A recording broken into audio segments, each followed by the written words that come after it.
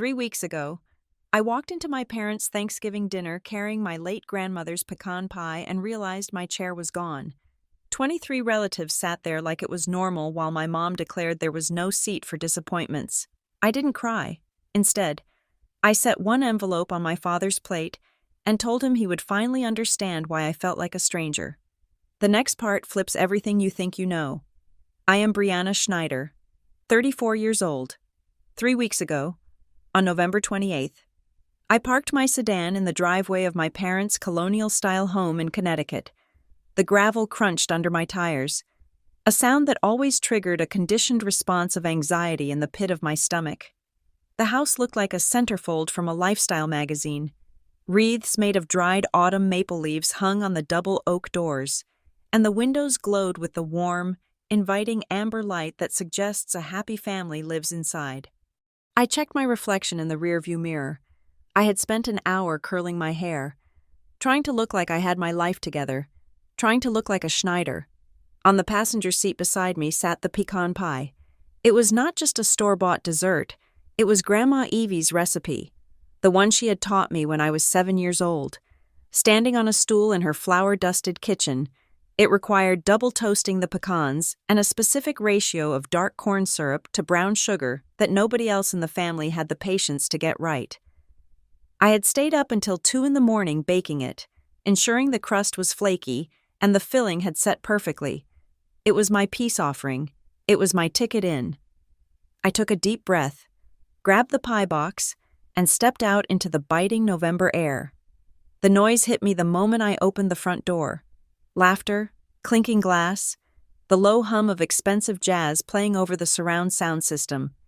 The air smelled of roasting turkey, sage stuffing, and the distinct, expensive perfume my mother, Elaine, had worn for 2 decades. "Brianna is here," someone said. I think it was Aunt Lori, but her voice was drowned out by the general din of the gathering. I walked through the foyer, my boots clicking on the marble tiles. I navigated through the living room, nodding at cousins who offered tight, polite smiles, but did not break their conversations to greet me. It was the standard reception. I was the background noise in their symphony of success. I made my way to the formal dining room. My mother always went all out for Thanksgiving. It was her stage. The long mahogany table had been extended to its maximum length. A crisp, white linen tablecloth draped over it, ironed to military precision. Crystal wine glasses caught the light from the chandelier above. In the center ran a long garland of eucalyptus and white pumpkins. I walked along the perimeter of the table, clutching the pie box against my chest like a shield. I was looking for my place. My mother believed in assigned seating. She commissioned a calligrapher every year to write the names on heavy, cream-colored cardstock folded into perfect tense. I saw the card for my father, Mark Schneider, at the head of the table. I saw the card for Uncle Bob. I saw the cards for my cousins, their spouses, and even for a boyfriend my cousin Jessica had only been dating for 3 months. I walked the length of the right side. Nothing. I rounded the end of the table and walked up the left side. I saw the card for my older sister, Sloane. Next to it was her husband, Greg. I reached the end of the table. I counted the chairs. 23 high-backed dining chairs, arranged with geometric perfection. I counted the guests present in the house. There were 24 of us. My stomach dropped. It was a physical sensation, like missing a step on a staircase in the dark. I scanned the table again, thinking I must have missed it. I looked for Brianna. I looked near the kitchen door, where they usually put me. I looked at the kids' table in the corner. There was no card. There was no chair. "Mom?" I called out. The chatter in the room did not stop, but it lowered in volume. The air grew heavy. Elaine Schneider emerged from the kitchen. She was wearing a cashmere sweater the color of oatmeal and tailored trousers. She held a crystal pitcher of iced water. She looked at me. Then her eyes flicked to the pie box in my arms. And finally, she looked at the empty space where I was standing. "You are late," she said. She did not check her watch. She just stated it as a fact. Even though I was exactly on time. 5 o'clock sharp, as requested. "I am on time," I said. my voice steady despite the trembling in my hands.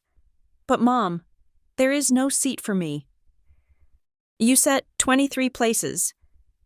Elaine walked over to the table and filled a water glass. She did not look at me. She adjusted a fork that was a millimeter out of alignment. We invited the people we are thankful for. Brianna, she said. The room went quiet. The jazz music seemed to get louder in the sudden silence. My father, Mark, was standing by the fireplace holding a glass of scotch. He looked into his glass, swirling the amber liquid, refusing to meet my eyes. What does that mean? I asked. I felt the heat rising in my cheeks. I am your daughter. Elaine finally turned to face me. Her expression was not angry. It was worse. It was bored. It was the look one gives to a stain on a rug that refuses to come out. This dinner is for people who contribute to this family's legacy, she said, her voice clear and projecting to the back of the room. We are celebrating success today. We are celebrating the future. She gestured vaguely to the room of relatives, all of whom were now staring at their shoes or studying the molding on the ceiling. There is no seat for disappointments, she said. The words hung in the air. They were precise and cruel.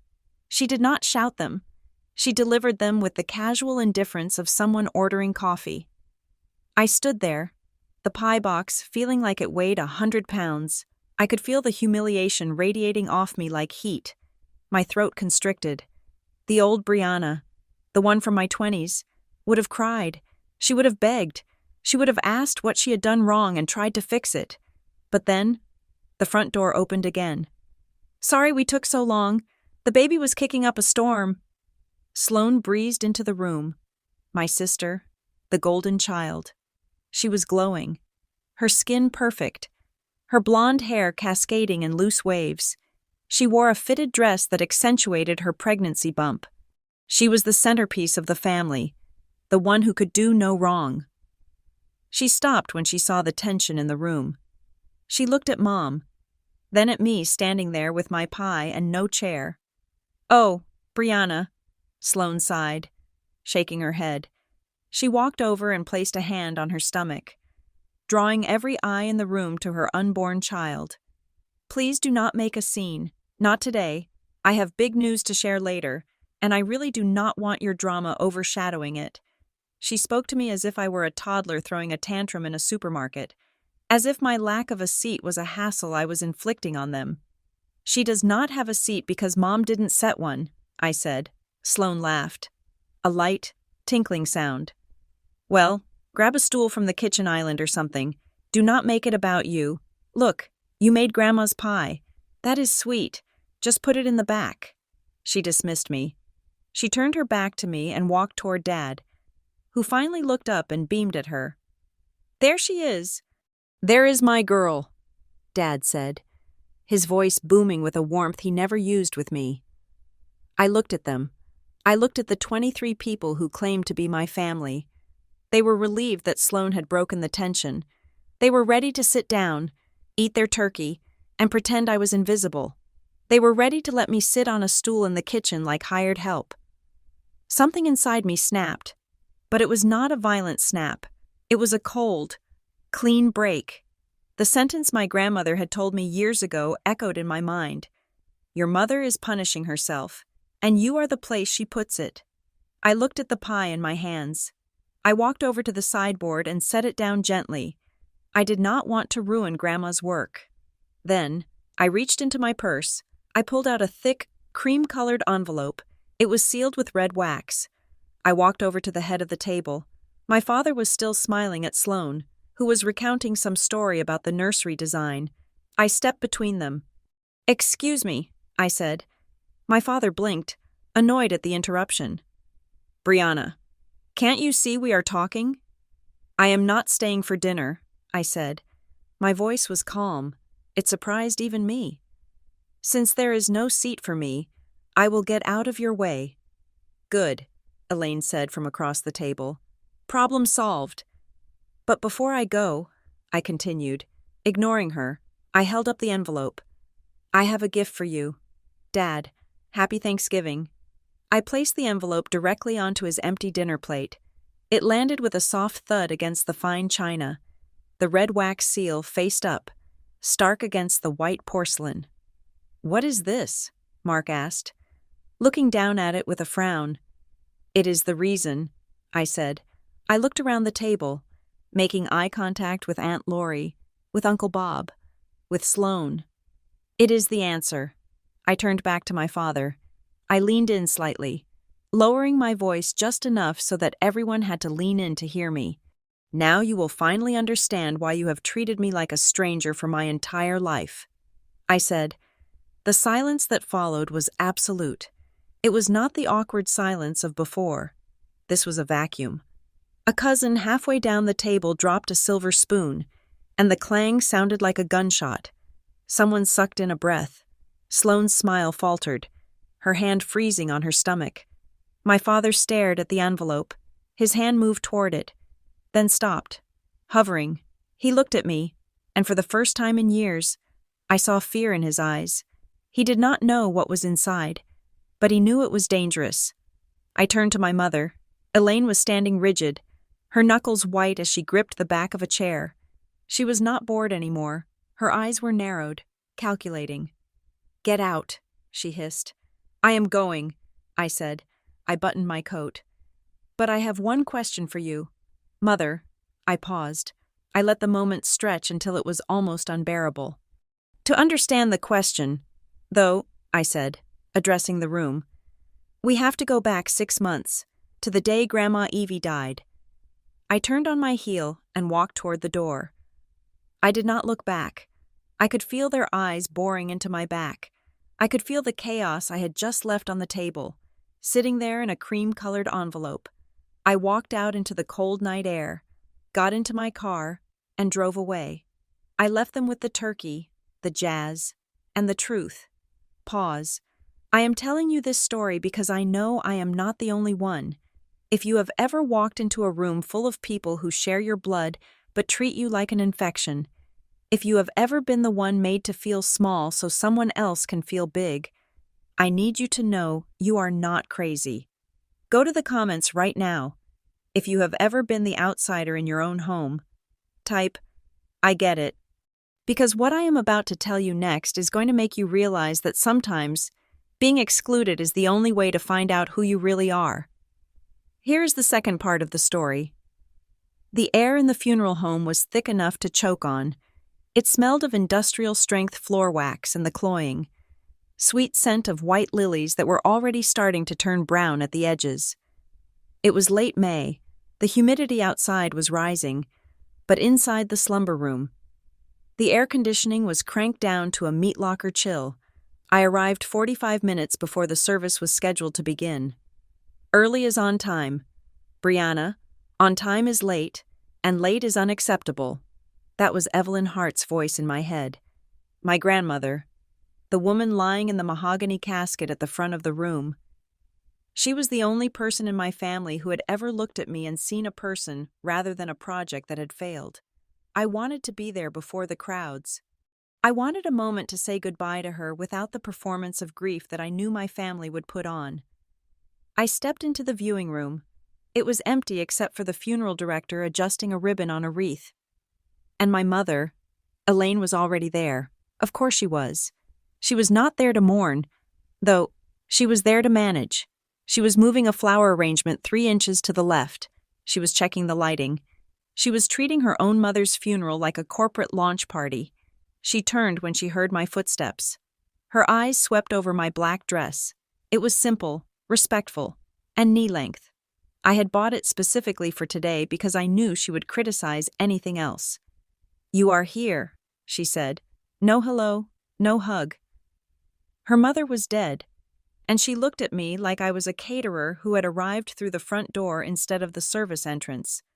"I wanted to see Grandma," I said, stepping toward the casket. Elaine stepped into my path. She did it smoothly, a physical block that looked like an accident but was entirely intentional. "We have a problem with the guest book," Elaine said, pointing toward the heavy double doors at the back of the room. "The funeral home staff is incompetent. They put the table too far to the right. People will bottleneck. Mom, I just want 5 minutes with her before. Brianna, please. She cut me off, her voice dropping to that dangerous, hushed register she used when she wanted to crush me without making a scene. Do not be selfish. Today is about dignity. It is about flow. I need you to stand by the entrance. Make sure everyone signs the book. Hand out the prayer cards. Direct the flow of traffic toward the left aisle, not the center. I stared at her. You want me to work the door? I am the granddaughter. Sloan is with the minister right now going over the eulogy, Elaine said, checking her watch. She is devastated. She needs the family seating area to be calm. You are better at logistics. You are sturdy. Brianna, just handle the door. Sturdy, that was her code word. Sloan was delicate. Sloan was precious. I was sturdy. I was the draft horse. I looked at the casket one last time. I could see the profile of Grandma's face from where I stood. I wanted to run over, touch her hand, and tell her I loved her, but Elaine was a wall of ice in front of me. Fine, I whispered. I walked to the back of the room. I took my station by the guest book. For the next hour, I became invisible. The guests began to arrive. Cousins I had not seen in years. Business associates of my father. Neighbors from the wealthy enclave where my parents lived. They walked past me, handing me their coats, taking the glossy prayer cards from my hand without making eye contact. To them, I was part of the venue staff. Then Sloan arrived, the doors opened, and my sister made her entrance. She was supported on one side by her husband, Greg, and on the other by my father. She was wearing a black designer dress that cost more than my car. She held a lace handkerchief to her nose. Her eyes were red-rimmed, but perfectly so. She looked beautiful in her tragedy. "Oh, Grandma," she wailed softly as she entered the room, a sound that carried perfectly to the back corners. My mother rushed forward, embracing her. "I know, darling, I know." They guided Sloan down the center aisle, the aisle I was forbidden to use. They sat her in the front row, right in the center. My father sat next to her, holding her hand. My mother sat on her other side. I watched them from the vestibule. The front row was full. There were empty seats in the second row, the third row, but no one waved me over. No one saved a space. When the service started, the funeral director looked at me. "Miss, would you like to sit down?" I looked at the packed room. The only empty seats were at the very back, behind the rows of acquaintances and distant relatives. If I walked to the front now, I would interrupt the minister. I would be the distraction. "I will stand," I said, and I did. I stood against the back wall for the entire hour. I listened to Sloan deliver a eulogy that was 40% about Grandma Evie and 60% about how much Grandma Evie had loved Sloan. She talked about the summers they spent at the lake house, stories I remembered differently. She talked about how Grandma had given her a vintage pearl necklace for her wedding, a symbol of pure love. She did not mention that Grandma had taught me to read. She did not mention that I was the one who drove Grandma to her chemotherapy appointments every Tuesday for 8 months because Sloan was too busy with her Pilates certification. I stood there, and I felt a coldness spreading through my chest that had nothing to do with the air conditioning. It was the realization of my absolute erasure. I was not part of this family. I was a prop. When the service ended, the room shifted. People stood up, hugging, dabbing their eyes. The family, the real family, the front row family, was immediately surrounded by condolences. I slipped out the side door. I needed air. I walked into the small garden courtyard adjacent to the funeral home. It was a designated smoking area, but it was empty. I sat on a concrete bench and stared at a rhododendron bush that was struggling to survive in the shade. "Miss Schneider?" I jumped. I had not heard anyone approach. A man was standing a few feet away. He was older, perhaps in his late 60s, wearing a charcoal suit that looked tailored in London. He had silver hair and the kind of heavy, leather briefcase that lawyers carry in movies. "Yes," I said, standing up and smoothing my skirt. "If you are looking for my mother or my sister, They are inside receiving the line. I am not looking for Elaine or Sloane, the man said. He had a gravelly voice, low and precise. I am looking for Brianna. I am Wallace Granger. I was your grandmother's attorney. I blinked. I knew the name, but I had never met him. Grandma Evie had always been vague about her business dealings. Oh, nice to meet you, I said, extending a hand. He took it. His grip was firm and dry. I have a letter for you, he said. Well, not just a letter. It is a packet, but I cannot give it to you here. A packet? I asked. I thought the will was being read next week at the house. Mom said, Your mother is referring to the standard estate distribution, Wallace said. A shadow crossed his face. He looked toward the door where the hum of the reception was drifting out, then looked back at me with an intensity that made me nervous. Evelyn had 2 wills. Brianna, or rather, she had a public will and a private instruction protocol. I do not understand, I said. The public will covers the house, the investments, the jewelry, Wallace explained. That all goes to your mother, as expected, with stipulations for Sloane. You are mentioned. Of course, I believe you receive her collection of porcelain teacups and her gardening books. I felt a small sting. I loved those books, but it felt like a crumb compared to the feast the others were getting. However, Wallace continued, stepping closer and lowering his voice, Evelyn left a specific item for you, a separate bequest, but she attached strict instructions to it. It has been held in a secure trust for the last 5 years. Waiting for this moment. What is it? I asked. I cannot tell you yet. The instructions state that I must verify your identity independent of your family presence, which I have just done, and I must deliver it to you exactly 6 months after her passing. Not a day sooner. 6 months? I repeated. Why? Wallace sighed. He looked tired. Evelyn was a woman who observed everything. Brianna. She knew things about the dynamics of your house that perhaps even you do not fully grasp. She told me once that the truth is a medicine, but if you give the whole dose at once, it can kill the patient. You have to wait until the patient is strong enough to take it. He reached into his pocket and pulled out a business card. He handed it to me. Mark your calendar. 6 months from today, November 28th. That is Thanksgiving, is it not? Yes, I said.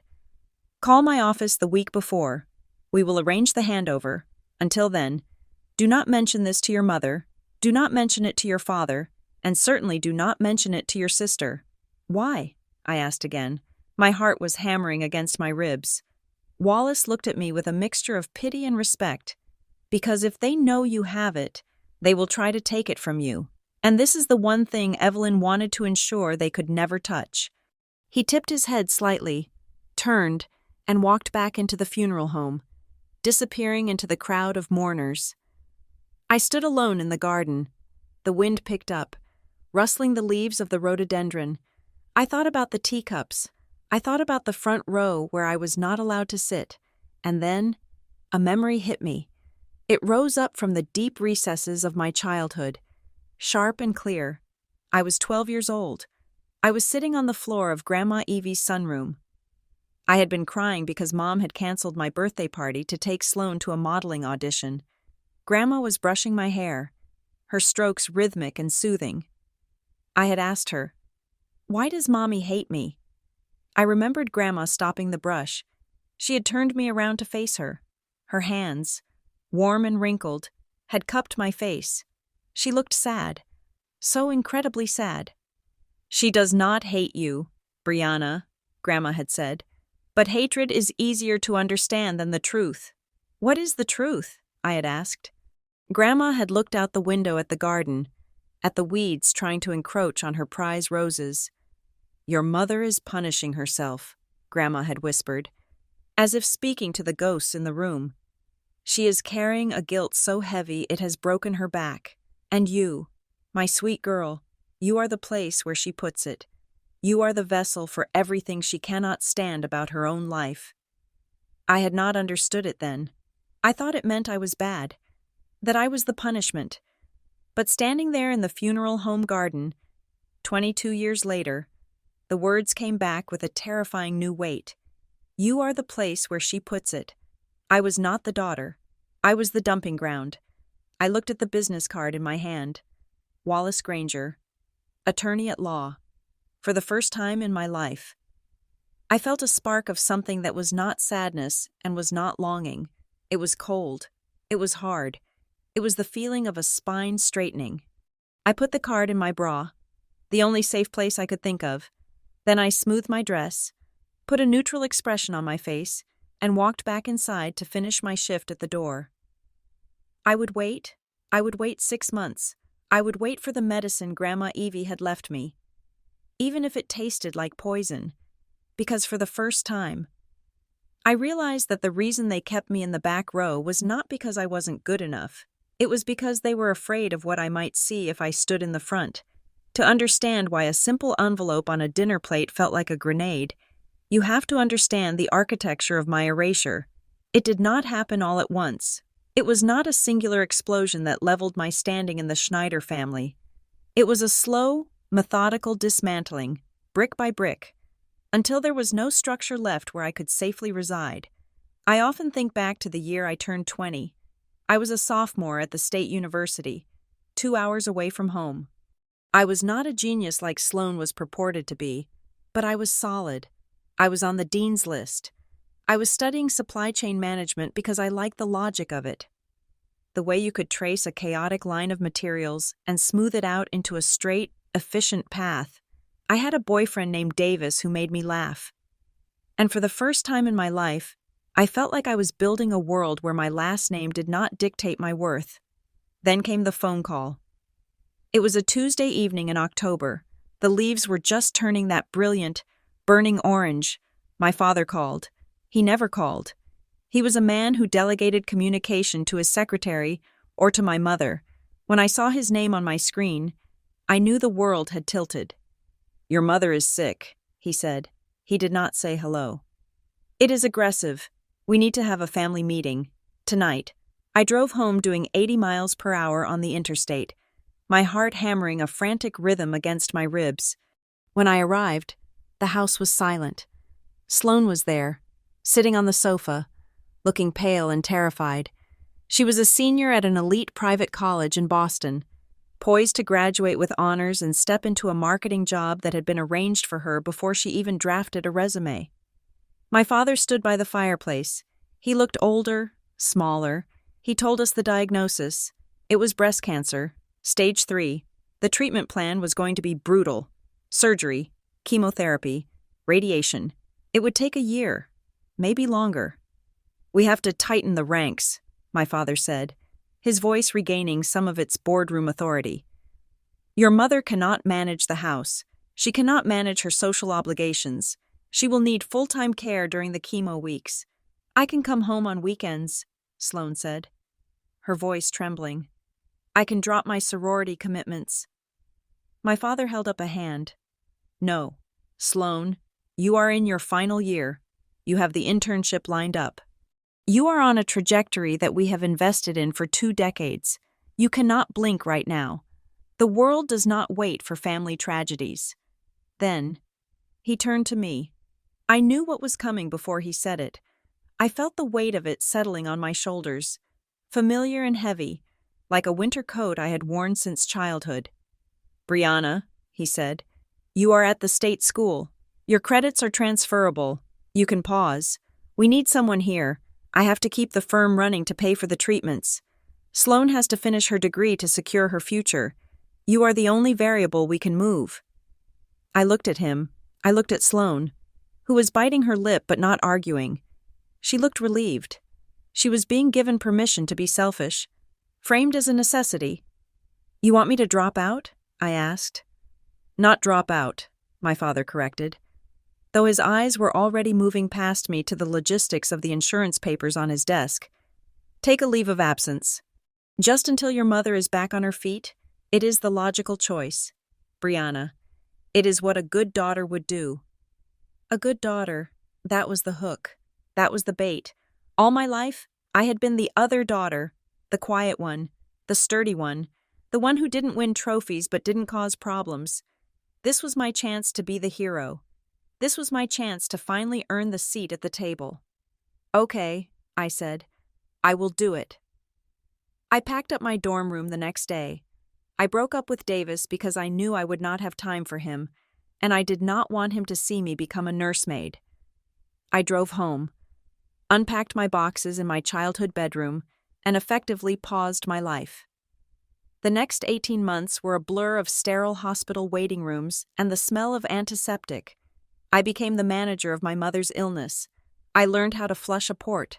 I learned which anti-nausea medication worked best for her. I held her hair back when she vomited. I sat by her bed for hours while she slept, reading books I had borrowed from the library because I could no longer afford tuition. Sloane graduated in May. We held a party for her in the backyard. Mom was too weak to go outside, so she watched from the window. I spent 3 days prepping the food, hanging the decorations, and coordinating the caterers when Sloane walked in, wearing her cap and gown. The guests applauded. My father toasted her. To Sloane, he said, raising a glass of champagne, who stayed focused through the hardest year of our lives. You are the shining star of this family. I was standing in the kitchen, scraping plates. Nobody toasted the girl who had cleaned the vomit. Nobody toasted the girl who had driven through a blizzard to get a prescription filled. I was not the star. I was the gravity that held them down so they could shine. When my mother finally went into remission, I felt a surge of hope. The nightmare was over. I could go back. I waited for the all-clear party to die down. It was a Tuesday morning, 3 months after the doctor had declared Elaine cancer-free. She was sitting in the sunroom, looking vibrant again, her hair growing back in a chic pixie cut. She was writing thank you notes to the friends who had sent flowers. "Mom," I said, sitting opposite her. I was looking at the course catalog for the fall semester. If I re-enroll now, I can still graduate. Just 2 years late. I need to send in the deposit by Friday. Elaine stopped writing. She put her pen down. She looked at me with a mixture of confusion and mild irritation. "School?" she asked. "Brianna, darling, let us be realistic." "What do you mean?" "You have been out for nearly 2 years," she said. "The momentum is gone, and frankly, with the medical bills, your father and I have to prioritize. Sloane is moving to the city. We are helping her with her first apartment. It is an investment in her networking." "But what about my investment?" I asked. My voice was small. "I gave up my degree for you." "You help the family," Elaine corrected sharply. "Do not make it sound like a transaction. Besides, look at you. You are good at this. You run the house better than I do. Your father needs help with the office filing. Aunt Lori needs someone to look after her dogs when she travels. You have a place here." "My place is to be a servant?" I asked. "Your place is to be supportive," she said, picking up her pen again. "Not everyone is meant for a career. Brianna, some people are meant to be the bedrock. It is a noble calling. Now, please, go make me some tea. Earl Grey." That was the moment the door closed. It did not slam. It just clicked shut. I did not go back to school. I stayed. I worked part-time at a bookstore, Juniper and Ink, just to have my own money. But I spent the majority of my time being the family's fixer. When Sloane got a promotion, I planned the celebratory dinner. When my parents renovated the kitchen, I dealt with the contractors. When holidays came, I cooked. I became the invisible infrastructure of the Schneider family. The pain of it was not just about the lack of a degree or the lack of a high-powered career. I could live with a simple life. The pain was the realization that to them, I was not a person with dreams deferred. I was a utility. I was a toaster. You do not thank a toaster for making toast. You only get annoyed when it malfunctions. I began to see myself through their eyes. A system error. A glitch. I was the child who didn't fit the mold of brilliance and beauty. So I was repurposed into something useful. The only person who saw the crack in the foundation was Grandma Evie. She had watched the whole thing unfold. She was too old to care for Elaine herself, but she saw what I did. One afternoon, about a year before she died, I was at her house, fixing a leaky faucet in her bathroom because my father couldn't be bothered to call a plumber. I came out, wiping my hands on a rag. Grandma Evie was sitting in her armchair, watching me with those sharp, blue eyes. "You have engineer's hands," she said suddenly. "I just fixed a washer." "Grandma?" I said, smiling. "It is not rocket science." "No," she said. "I mean, you see how things work. You see the stress points. You see where the pipes are going to burst before anyone else does." She gestured for me to sit. "Why do you stay?" "Brianna?" she asked. "They are my family," I said. It was the automatic answer. "That is a biology term," she scoffed. "It is not a suicide pact. They consume you, my dear. Elaine consumes you because she cannot stand to look at her own reflection, so she uses you as a mirror that she can drape a cloth over, and Mark is a coward who follows the path of least resistance." "I don't know where else to go," I admitted. "I feel like if I just try hard enough, if I'm useful enough, eventually they will say, 'Thank you.' Eventually. They will give me a seat." Grandma Evie leaned forward. She took my hand. Her skin was paper thin, but her grip was iron. "You can bake the best pie in the world. Brianna," she whispered, "you can clean their floors with a toothbrush. You can sacrifice your youth, your education, and your heart. It will never be enough, because their rejection of you is not about what you do. It is about who you are." "Who am I?" I asked. "I am their daughter." She looked at me for a long time. There was a sorrow in her eyes that frightened me. "You are the reminder," she said cryptically, "and people hate reminders of the things they want to forget." That conversation replayed in my mind every day for the last year of her life. It was the seed of my awakening. I started to look at the photos on the mantel. Me, always in the back. Me, always holding the coats. Me, always with a smile that didn't quite reach my eyes because I was too tired from serving them. I realized that my resentment was not a sudden forest fire. It was a coal seam fire, burning underground for a decade. It was hot, it was toxic, and it was eroding the ground beneath my feet. When Grandma Evie died, the grief was compounded by panic. She was my only anchor. With her gone, I was adrift in a sea of Schneiders who looked at me and saw nothing but a pair of hands to do their bidding. But her words stuck with me. "It is about who you are." If I wasn't just the disappointment, if I wasn't just the failure, then who was I? And why did my very existence seem to irritate my mother on a cellular level? That was the question that drove me to take the envelope from Wallace Granger. That was the question that made me stand up at Thanksgiving. I was done trying to earn my seat. I wanted to know why the seat had never been mine to begin with. I walked through the last 6 months of my life like a ghost haunting my own house. I watched them. I watched how Elaine flinched when I walked into a room unexpectedly. I watched how Mark would leave the room if I tried to engage him in a conversation about anything deeper than the weather. They were hiding something, and they were using my mediocrity as a smokescreen to keep anyone from looking too closely at me. I was not just a disappointment, I was a secret, and secrets, I was learning, are the most dangerous things to keep in a house built on appearances. November 21st. That was the date circled in red on the calendar hanging in my small kitchen. It had been exactly 6 months since Grandma Evie's funeral. To the day. The leaves outside my apartment window were wet and brown, plastered against the sidewalk by a relentless, freezing drizzle.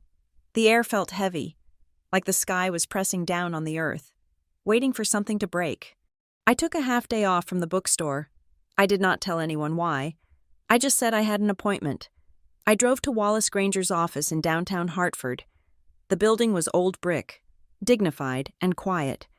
When I walked into the reception area, the secretary nodded at me as if she had been expecting me. Which, of course, she had. Wallace did not make me wait. He opened his door immediately. He looked exactly as he had in the funeral home garden.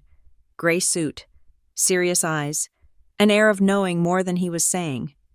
"You came," he said. "You said today was the day," I replied. sitting in the leather chair opposite his massive oak desk. He opened a drawer and pulled out a manila envelope. It was thick. It was sealed with heavy tape, and across the front, in handwriting that made my throat tighten, were the words, "For Brianna, when you are ready for the truth." It was Grandma Evie's handwriting. The loop of the B, the sharp cross of the T. Seeing it felt like hearing her voice in the silent room. "There are no conditions on this anymore," Wallace said, sliding it across the desk. "It is yours. What you do with it is entirely up to you. Evelyn wanted you to have the full picture. She believed that you could not build a life on a foundation that was missing half its concrete." I reached out and took it. It was heavier than I expected. It felt dense, packed with paper. "Do you know what is in here?" I asked. Wallace folded his hands. "I helped her compile it. I know the legal implications. The personal ones, those are for you to navigate." I walked out of his office with the envelope tucked inside my coat, pressed against my ribs. It felt hot, like a fever. I drove home in silence.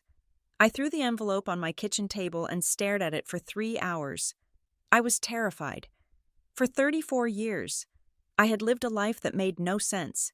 I had been the square peg in a round hole. I had been the disappointment. But at least I knew the rules of that game. I knew how to dodge my mother's insults. I knew how to fade into the background. This envelope threatened to change the game, and I was not sure I wanted the game to change. Sometimes, a known hell is safer than an unknown reality. I put the envelope in my junk drawer. Underneath a stack of takeout menus and spare batteries, I closed the drawer. I told myself I would open it tomorrow. Then I told myself I would open it the day after. 2 days passed.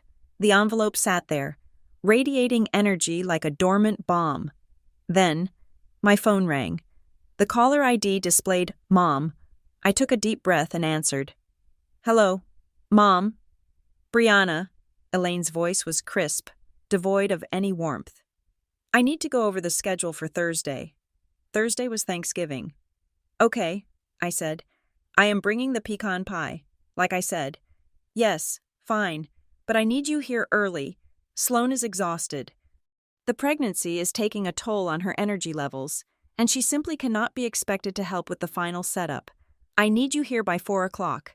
We have to arrange the name cards, check the stemware, and ensure the appetizers are plated before the guests arrive at 5:30. 4 o'clock, I repeated. "Mom, I am working a half shift at the store until 3.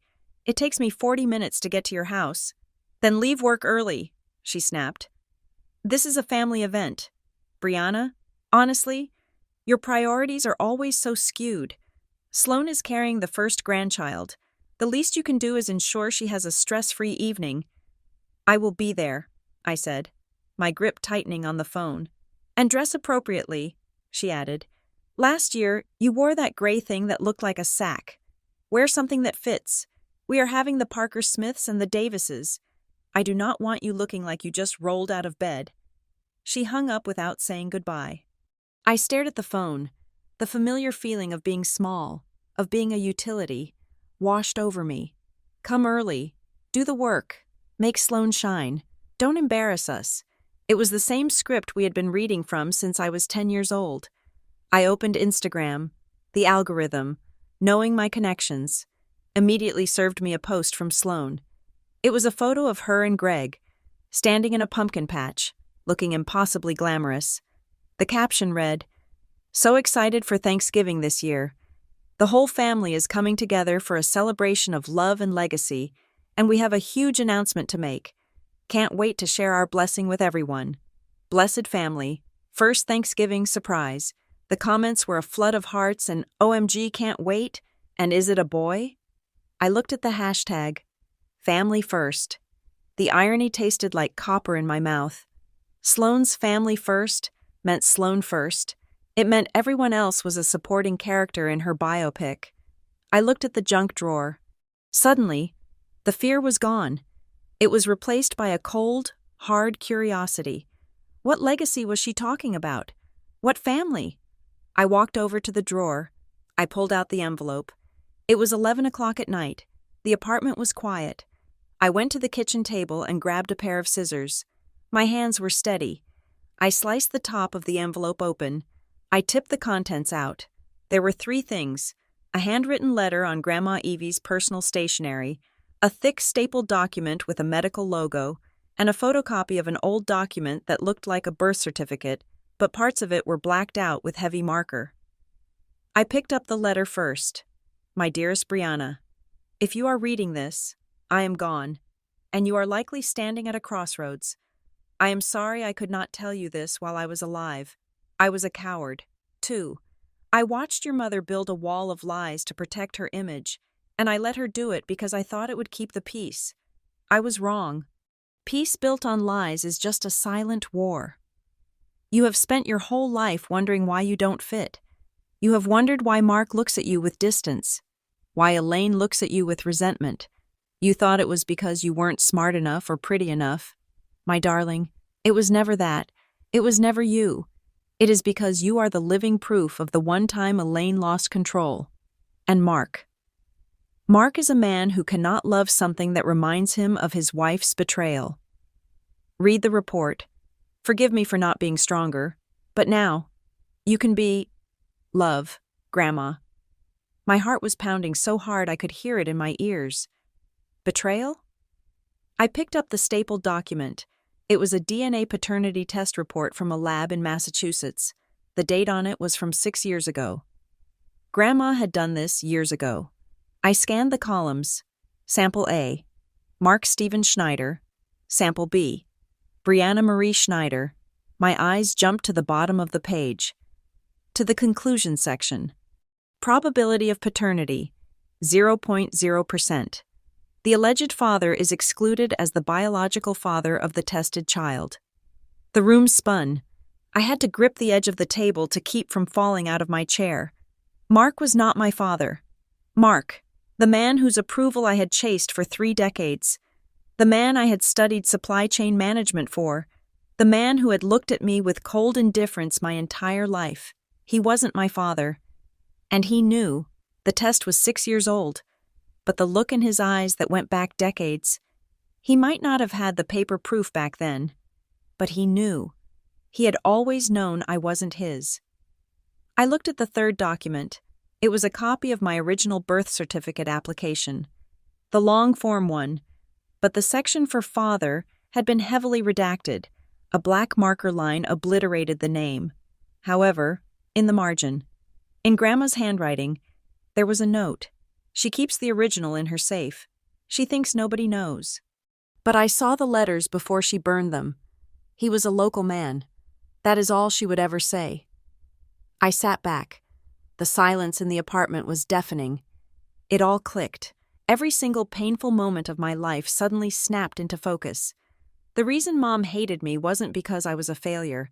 It was because I was her sin. I was the walking, talking evidence of an affair. Every time she looked at me, she didn't see her daughter. She saw her mistake, and Mark? He stayed. He stayed for the reputation. He stayed for the money. He stayed because divorce in their social circle was a failure. But he exacted his price. He would raise the child. But he didn't have to love her. He poured all his affection into Sloane, his real daughter, and left me to starve. They had let me think I was broken. They had let me think I was stupid. They had let me internalize a lifetime of inadequacy, just to cover up their own messy, dirty secrets. I felt a scream building in my chest, but I swallowed it. Screaming would not help. Crying would not help. I looked at the DNA report again. 0%. I was not a Schneider, not by blood. A strange feeling washed over me. I thought I would feel unmoored, like I had lost my identity, but instead, I felt free. I wasn't a bad Schneider. I was just someone else. The reason I couldn't be like them was that I wasn't one of them. The cruelty wasn't discipline. It was resentment. I looked at the calendar. Thanksgiving was in 2 days. No seat for disappointments, Mom liked to say. I smiled. It was a cold, humorless smile. I was not going to call them. I was not going to demand an explanation over the phone. That was too easy. They would lie. They would hang up. They would gaslight me. No. They wanted me at the dinner. They wanted the prop. They wanted the servant to ensure Sloane's big announcement went perfectly. I would give them exactly what they asked for. I would be there. I would be early. I gathered the papers. I needed to be smart. If I walked in there with the originals, Elaine would tear them up. She would destroy the evidence and call me a liar. I grabbed my keys. It was 1 a.m, but I knew a 24-hour copy center near the university. I drove through the rain, the windshield wipers slapping a rhythm that matched my racing thoughts. Not my father, not my father, not my father, at the copy center. The fluorescent lights hummed. I stood at the machine. I made 5 copies of the DNA report. I made 5 copies of Grandma's letter. I made 5 copies of the redacted birth certificate. I bought a fresh box of manila envelopes. I put the originals in a safe deposit box at my bank the next morning. I was not taking any chances. Then, I went home and prepared the gift. I took 1 set of the copies, the clearest, darkest set. I folded them neatly. I placed them inside a cream-colored envelope. I sealed it with red wax, a kit I had bought for crafting years ago. It looked official. It looked like an invitation. I held it in my hand. It was light, but it held the weight of a nuclear bomb. Elaine wanted a perfect Thanksgiving. She wanted to show off her perfect family, her perfect daughter, her perfect life. She wanted to erase the disappointment. Well, the disappointment was coming to dinner, and she was bringing the one dish that wasn't on the menu. The truth? I slept better that night than I had in 20 years. I didn't dream of begging for attention. I dreamed of a house made of glass, and I dreamed of the stone in my hand. The dashboard clock in my sedan read exactly 4 o'clock. Not a minute before, not a minute after. I had timed the drive from my apartment with the precision of a diamond cutter. My mother had demanded I arrive at 4 to assist with the setup. And despite the grenade sitting in my purse, the old habit of obedience was hard to break. I parked on the street because the driveway was already full of cars. My parents' luxury SUVs, Sloane's pristine white convertible, and the catering van. The house loomed above me, a brick-and-mortar testament to the Schneider reputation. It was flawless. The lawn was manicured to within an inch of its life, and the autumn wreaths on the double doors were perfectly symmetrical. I took a deep breath. The cold November air filled my lungs. I reached into my bag and touched the corner of the cream-colored envelope. It was there. The truth was there. I was not just walking in as the daughter. I was walking in as the prosecutor. I walked up the path and rang the bell. The door swung open immediately. It was Elaine. She was already in her hosting mode, wearing a silk apron over her dress, her hair sprayed into a helmet of perfection. She looked at me, then she looked at her wrist, where a thin gold watch sat. "You are late," she said. I blinked. I held up my phone. "It is 4 o'clock. Mom, exactly." "Traffic is unpredictable," she snapped, stepping back to let me in but not offering a hand with my bag or the heavy box containing the pecan pie. "You should have allowed for a margin of error. If there had been an accident on the highway, you would have been late. That shows a lack of foresight. Brianna, it is sloppy." I stepped into the foyer.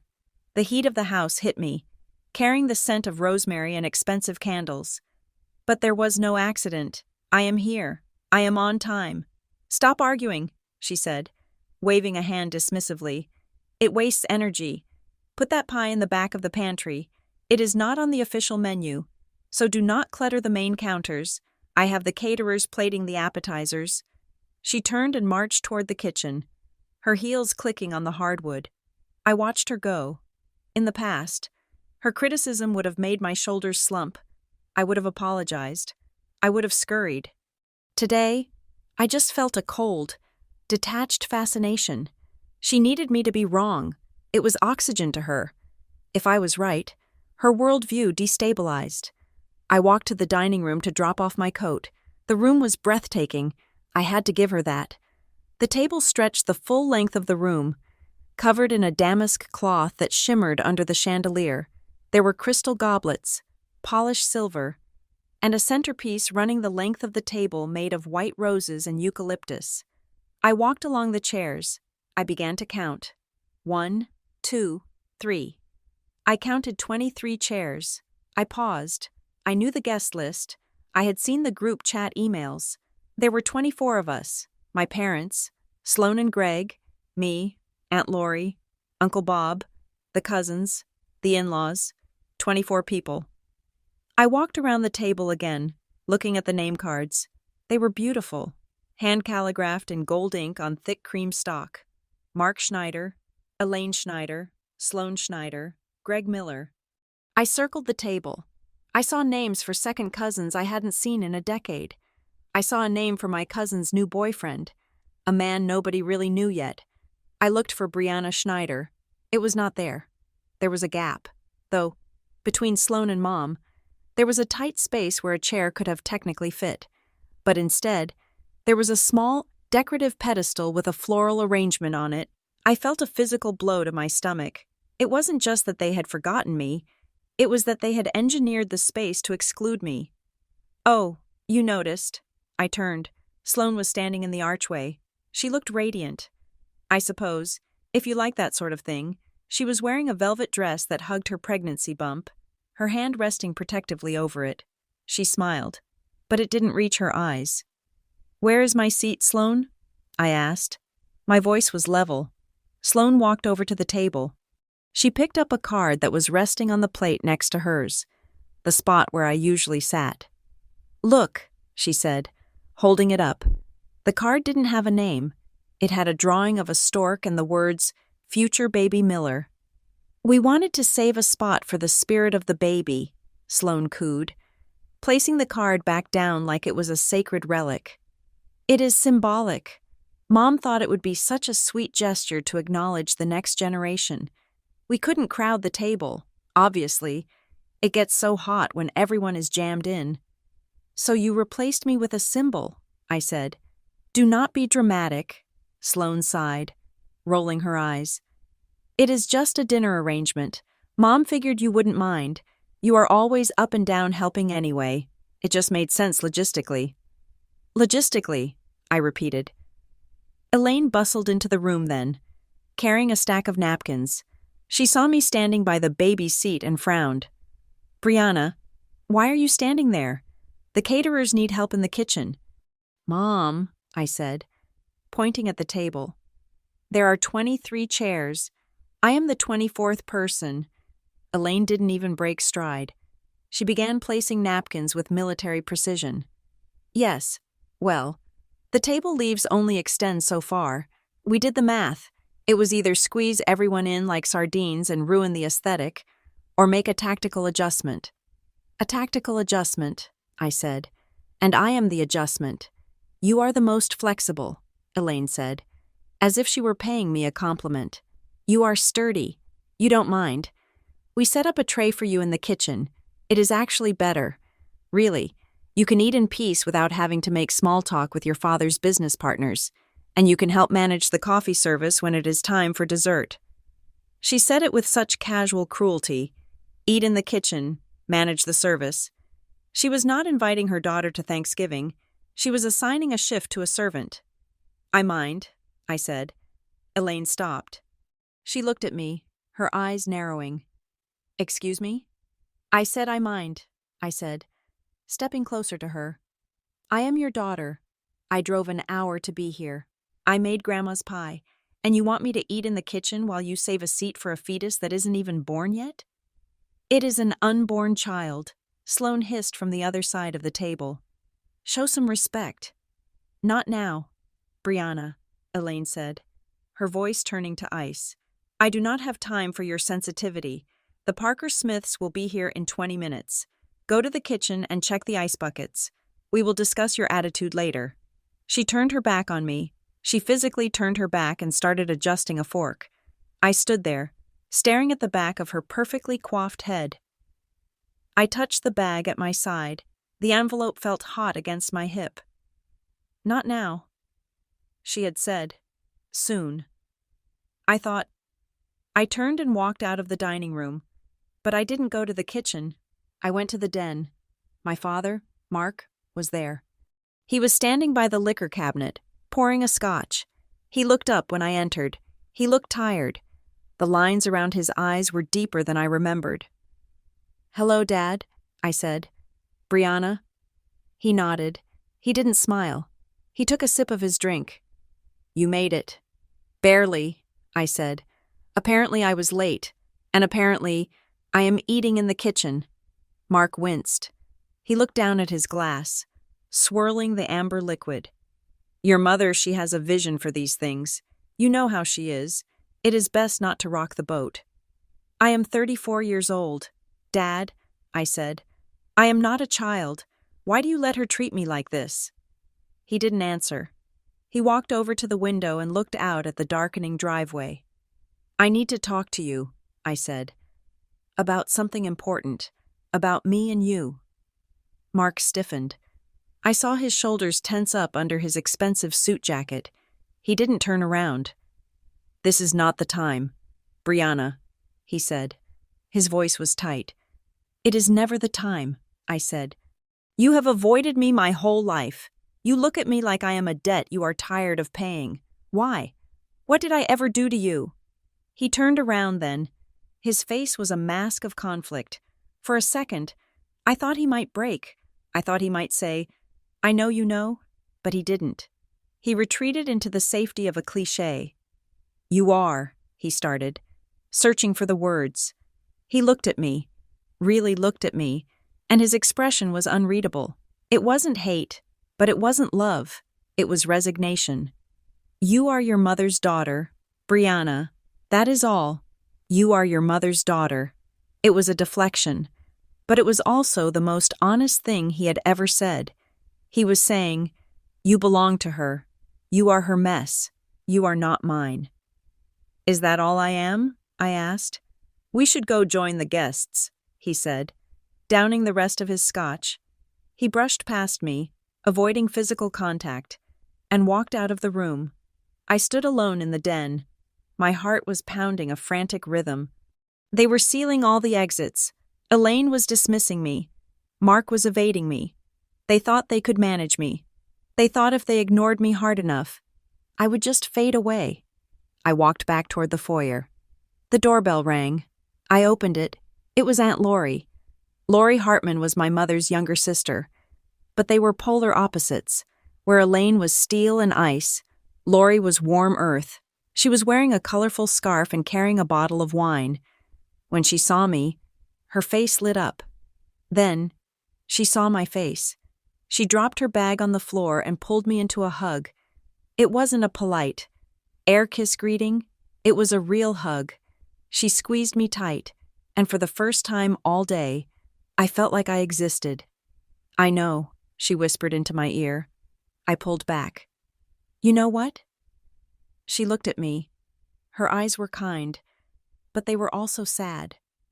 She cupped my cheek. "I see the table. Brianna, I know what she is doing. I know what she has always done." I looked around to make sure we were alone in the hallway. I leaned in close. "I have it," I whispered. "Grandma Evie's envelope. The one Wallace Granger gave me." Lori froze. Her hand dropped from my face. She looked at my bag, then back at my eyes. She didn't look surprised. She looked frightened. "You opened it," she said. It wasn't a question. "Yes." "And you brought it here?" "Yes." Lori took a deep breath. She looked toward the dining room, where the sound of Sloane's laughter was drifting out. "Evie told me she was going to do it," Lori said quietly. "I told her it would burn the house down. She said the house was already rotten. They are going to make me eat in the kitchen." "Aunt Lori," I said. "They replaced my seat with a card for a baby." Lori's eyes filled with tears. She grabbed my hand and squeezed it hard. "Listen to me," she hissed, her voice urgent. "I will not stop you. God knows they deserve it. But be careful. Brianna, the truth is dangerous. Once you say it, you can't unsay it. It is not just going to hurt them, it is going to hurt you, too. Pain acts like shrapnel." "I am already hurting," I said. "At least this way. The wound will be clean." "Then do what you have to do," Lori said. She straightened my collar. a motherly gesture that my own mother had never performed. But know that I am in your corner. Whatever happens tonight, I am in your corner. Brianna! Lori! Elaine's voice rang out from the living room. Stop whispering in the hall. The Parker Smiths are pulling up. Get in here. Lori looked at me one last time. Go. I will save you a seat, even if I have to pull up a crate. I watched her walk into the living room. I stood there for a moment longer. I touched the envelope again. You are your mother's daughter, Mark had said. No seat for disappointments. Elaine had said. I walked toward the kitchen to get the ice bucket, just as I was told, but I wasn't serving them anymore. I was preparing the final course. I stood in the threshold between the kitchen and the dining room, a tea towel draped over my shoulder like a badge of my station. The swinging door was propped open just enough for me to see them, but not enough for me to be part of them. The dining room was a tableau of warm, golden light and clinking silverware. My parents and their 22 guests were finishing the main course. The air in the kitchen was cold. I had eaten my turkey on a stool by the dishwasher, staring at the stainless steel reflection of a woman who looked tired. But out there, in the dining room, the performance was reaching its peak. My father, Mark, stood up. He tapped his spoon against his crystal wine glass. The sharp ding-ding-ding cut through the chatter. The room fell silent. If I could have everyone's attention, Mark said. His voice was rich, practiced, the voice he used to close deals at the firm. I want to propose a toast. He looked down the length of the table at my mother. First, to Elaine, he said, the architect of this evening and the architect of our lives. You make perfection look effortless, darling. Elaine smiled, a modest, practiced tilt of her head. The guests murmured their agreement. Here, here. And to Sloane, Mark continued. Turning to my sister, she beamed, placing both hands on her belly. To my daughter, who is carrying the future of this family. We have watched you grow from a brilliant child into a brilliant woman, and now, a mother. You are the pride of the Schneider name. He raised his glass higher. To family, to legacy, to the winners. To the winners. The table echoed. I stood frozen in the doorway. He had not mentioned me. I was not a winner. I was not part of the legacy. I was the ghost in the machine. Then, Sloane stood up. She held a glass of sparkling cider. I just want to add one thing, she said. Her voice was sweet, saccharine. She turned slightly, looking toward the kitchen door. She knew I was there. To Brianna, I stiffened.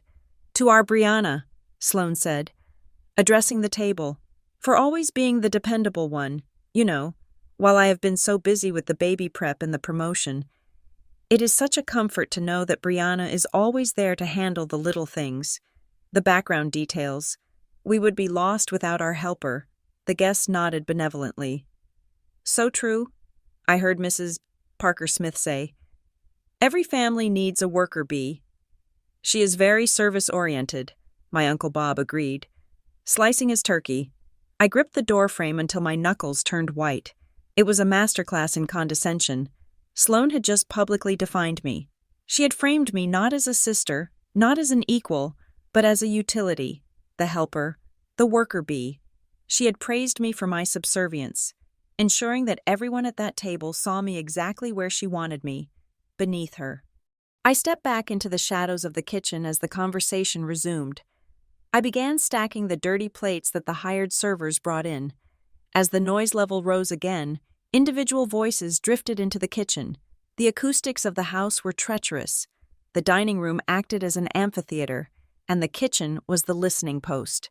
I heard my cousin Jessica speaking to her new boyfriend. Is she always like that? The boyfriend asked. The sister in the kitchen? She seems quiet. Oh, Brianna? Jessica's voice was hushed, confidential. Yeah, it is sad. Really. Aunt Elaine says she just never launched. You know? She dropped out of college because she couldn't handle the academic pressure. I froze. That was a lie. I dropped out to care for Elaine during her chemo. Really? The boyfriend asked. Yeah. Jessica continued. And she works retail, a bookstore or something. Aunt Elaine says she lacks drive. She has always been difficult, kind of moody. We try to include her, but she pushes people away. That is tough on the parents, the boyfriend said sympathetically. I know, Jessica sighed. Mark and Elaine are saints for putting up with it. They pay for her apartment. I think she is basically a charity case. I felt the blood drain from my face. They pay for her apartment. Another lie. I paid my own rent. I worked 40 hours a week. I paid my own bills. I looked at the sink, fighting the urge to throw a plate against the wall. It wasn't just that they excluded me. It was that Elaine had been actively rewriting my history for years. She had taken my sacrifice, the year I gave up for her cancer, and twisted it into a story of my failure. She had turned my quietness into moodiness. She had turned my independence into charity. She hadn't just stolen my seat. She had stolen my reputation. She had built a system where everyone at that table believed I deserved to be in the kitchen. I looked at the counter. Sitting there, in a humble cardboard box, was Grandma Evie's pecan pie. I had baked it at 2 a.m.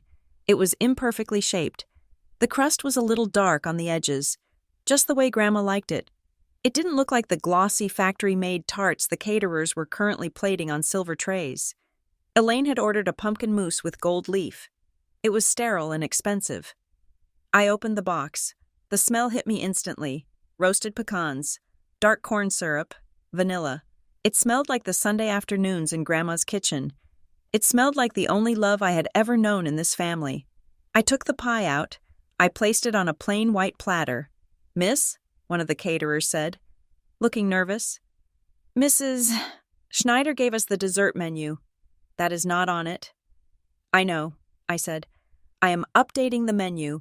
I picked up the platter. I walked through the swinging door. I didn't stop at the threshold this time. I walked right into the room. The conversation didn't stop immediately. I walked to the head of the table, past Sloane, past the Baby Miller card. I placed the pie down in the center of the table. Right next to the floral arrangement, the smell drifted outward. I saw Uncle Bob sniff the air. He stopped chewing. His eyes widened. Is that, he started, is that Evie's pie? The room went quiet. The scent was a time machine. Grandma Evie had baked that pie for every Thanksgiving for 40 years. It was the taste of their childhoods, the taste of a time before the family became so obsessed with status. My God, Aunt Laurie whispered, it smells exactly like her house. For a second, the pretension in the room cracked. A softness entered the faces of my relatives. They weren't looking at the gold leaf mousse. They were looking at the dark, sticky pecans. They were remembering a woman who had actually loved them. Elaine stood up. Her chair scraped harshly against the floor. The sound shattered the moment. She stared at the pie as if I had placed a severed head on the table. Brianna, she said, her voice trembling with suppressed rage. What are you doing? I brought dessert, I said. My voice was calm, but my heart was hammering against my ribs. It is Grandma's recipe. I thought everyone would like a slice. It is not on the menu, Elaine snapped. She looked at the caterers who were hovering uncertainly by the door. Remove it. Immediately. Wait, Elaine, Uncle Bob said, reaching for his wine glass. It actually smells delicious. Maybe we could have a slice alongside the mousse? Elaine turned her glare on him, and he withered. She turned back to me. I said remove it, she commanded. It does not fit the aesthetic. It is rustic. It is messy. Take it back to the kitchen. Brianna, you are disrupting the flow of the evening. She wasn't talking about the pie. She was talking about memory. She wanted to erase Grandma Evie just like she had erased me, because Evie represented the truth, and the truth was the enemy of this house. I put my hand on the platter, but I didn't lift it. There is room for both, I said. I looked her in the eye. There is room for the fancy mousse and the real pie. There is room for Sloane, and there is room for me. Do not lecture me on room, Elaine hissed. Her face was turning a mottled red. The veneer of the perfect hostess was cracking. You do not make the decisions here. You do not set the table. You do not invite the guests. I am not a guest, I said. I am your daughter. You are an embarrassment, Elaine shouted. The silence that followed was different from the silence during the toast. This was a vacuum. The guests froze. Sloane covered her mouth. Mark looked down at his plate. Elaine seemed to realize she had shouted. She took a breath, trying to regain her composure, but the venom was already out. She looked at me with cold, dead eyes. You want to know why there is no chair for you? She said, her voice dropping to a lethal whisper that carried to every corner of the room. Because you do not fit. You never have. You are a disruption. You are a stain on this tablecloth. She pointed a manicured finger at the kitchen door. Get out, she said. Take your pie and get out. You have no seat here. I looked at her. I looked at the 23 faces staring at me. Some looked pitying. Some looked shocked. But none of them stood up. None of them said, Elaine, that is too far. Even Aunt Lori sat there, paralyzed by the sheer force of Elaine's hatred. Say it, I said softly. What? Elaine asked. Say the line, I said. The one you used when I walked in. The one you have been saying with your eyes for 30 years. Say it so everyone can hear it. Elaine straightened her spine. She looked at the guests, validating her authority, and then she looked at me. Fine, she said. There is no seat for disappointments. She said it loud. She said it proud. It was a stamp of rejection. Official and public. A fork clattered onto a plate. I looked at Mark. He didn't move. He didn't defend me. He just drank his scotch. I nodded slowly. Thank you, I said. Thank you for finally being honest. I picked up the pie.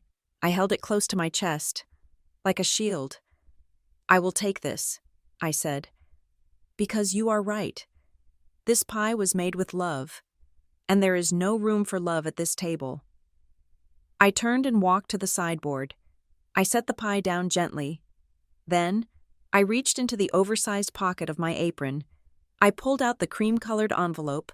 The wax seal gleamed under the chandelier light. I walked back to the table. I walked past Elaine, who was watching me with a look of triumphant dismissal.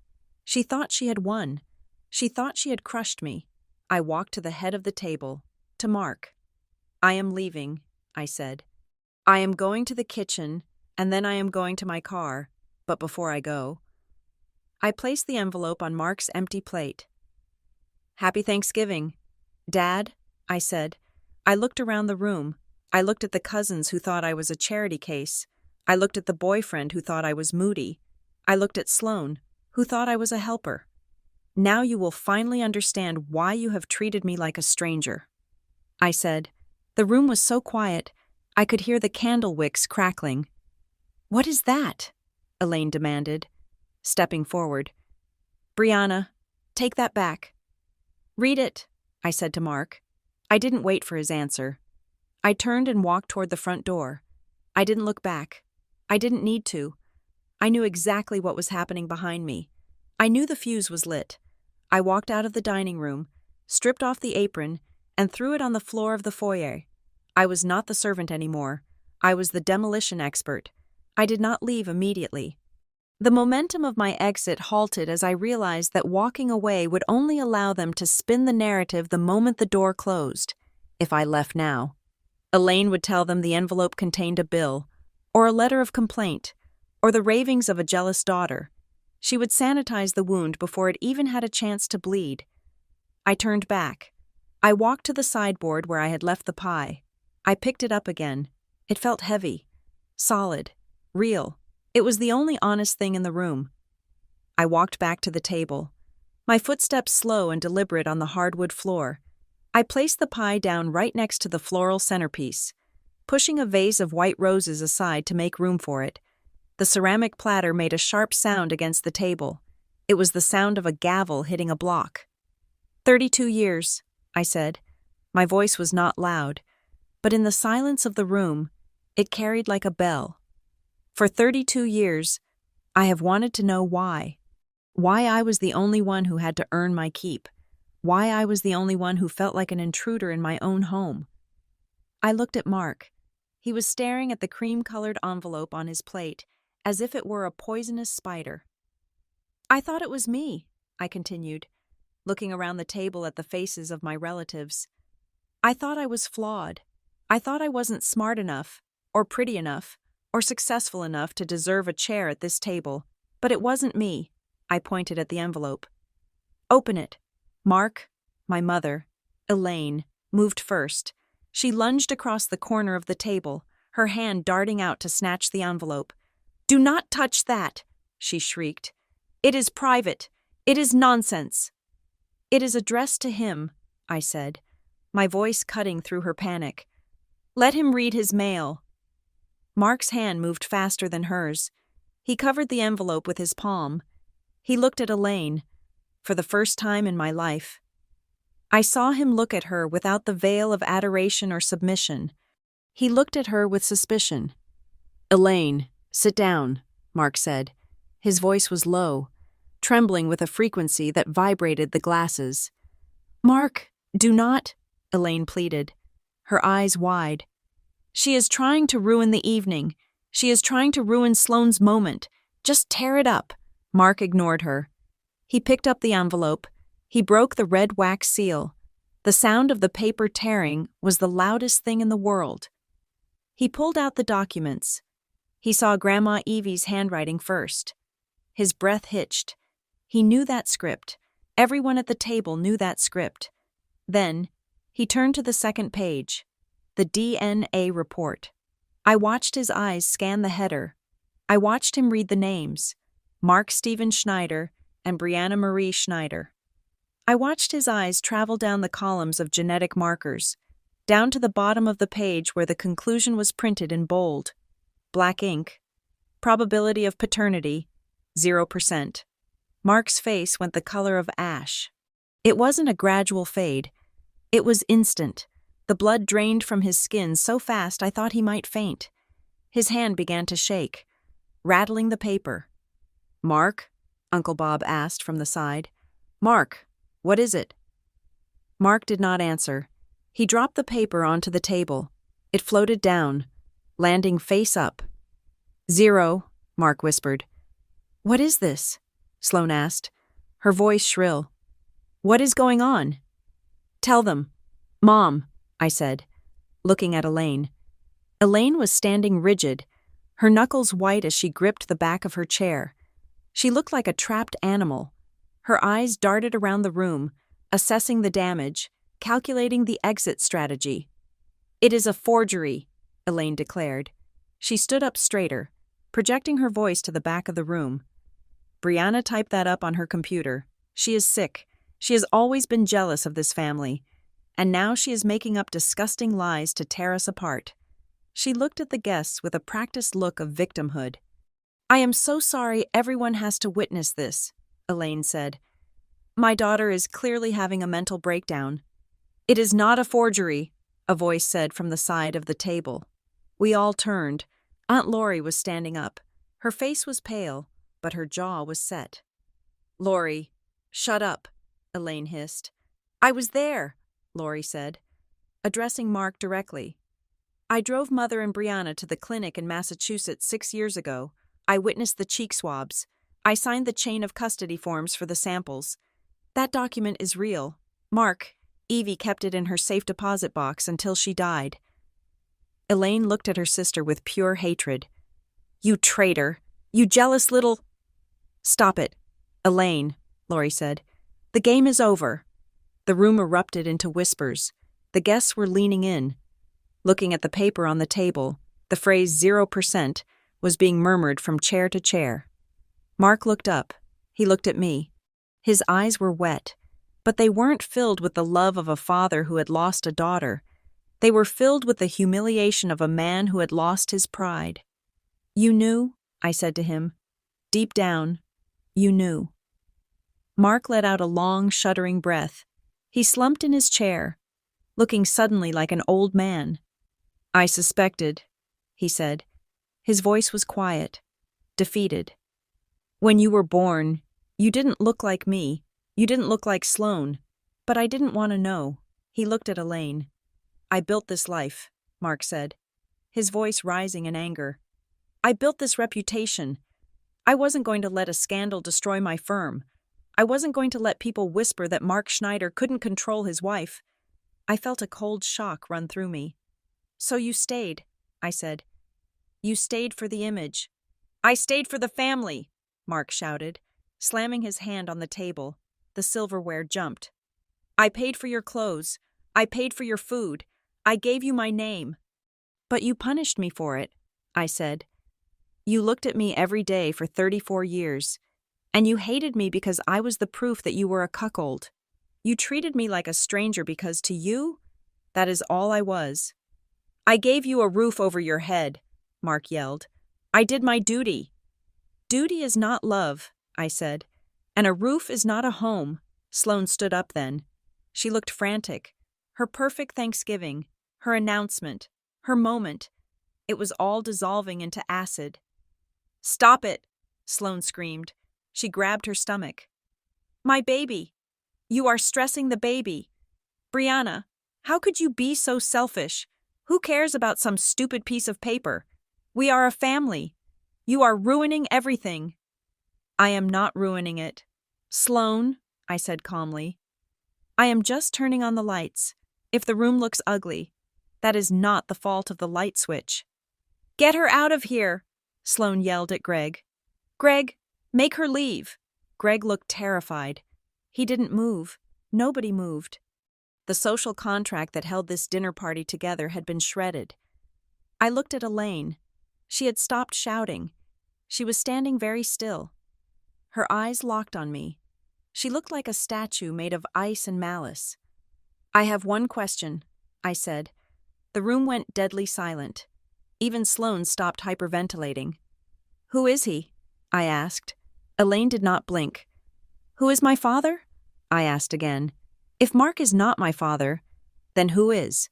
Who is the man you erased so you could play the part of the perfect wife? Elaine's lips curled into a sneer. It was a look of absolute, unyielding control. She would burn the house down with everyone inside before she gave up the keys. You are nothing, Elaine said softly.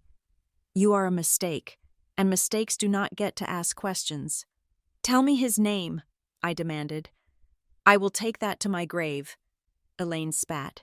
You will never know. You will live the rest of your miserable life wondering. That is my gift to you. The cruelty of it took my breath away. Even now, exposed and cornered, she wanted to hurt me. She wanted to hold the last card. But I didn't feel defeated. I felt clarity. You are right, I said. I might never know from you, but I don't need you anymore.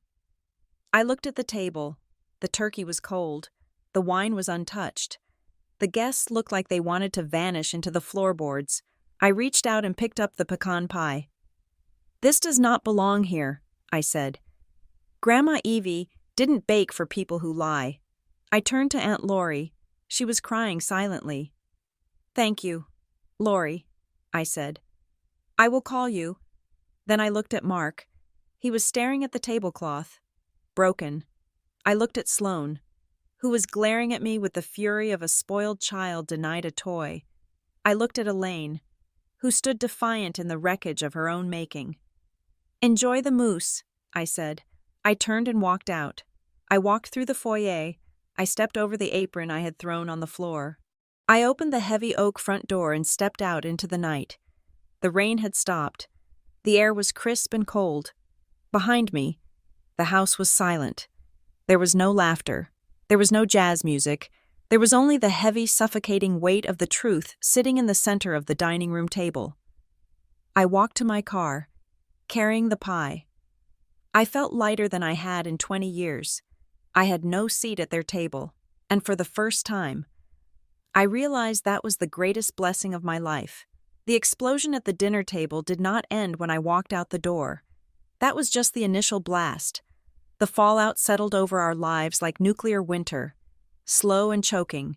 For the first 48 hours, I turned my phone off. I stayed in my apartment, eating leftover takeout and watching old movies. refusing to engage with the chaos I had unleashed. When I finally turned my device back on, it vibrated for 5 solid minutes. There were 32 missed calls, 47 text messages. The family had fractured, the united front of the Schneider clan, which Elaine had curated so obsessively for decades, had cracked down the middle. My cousin Jessica, the one who had called me a charity case in the kitchen, sent a text that was almost comical in its backtracking. Brianna. I had no idea.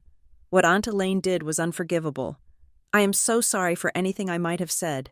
I did not reply. I deleted the message. Apologies born from scandal are not apologies. They are damage control.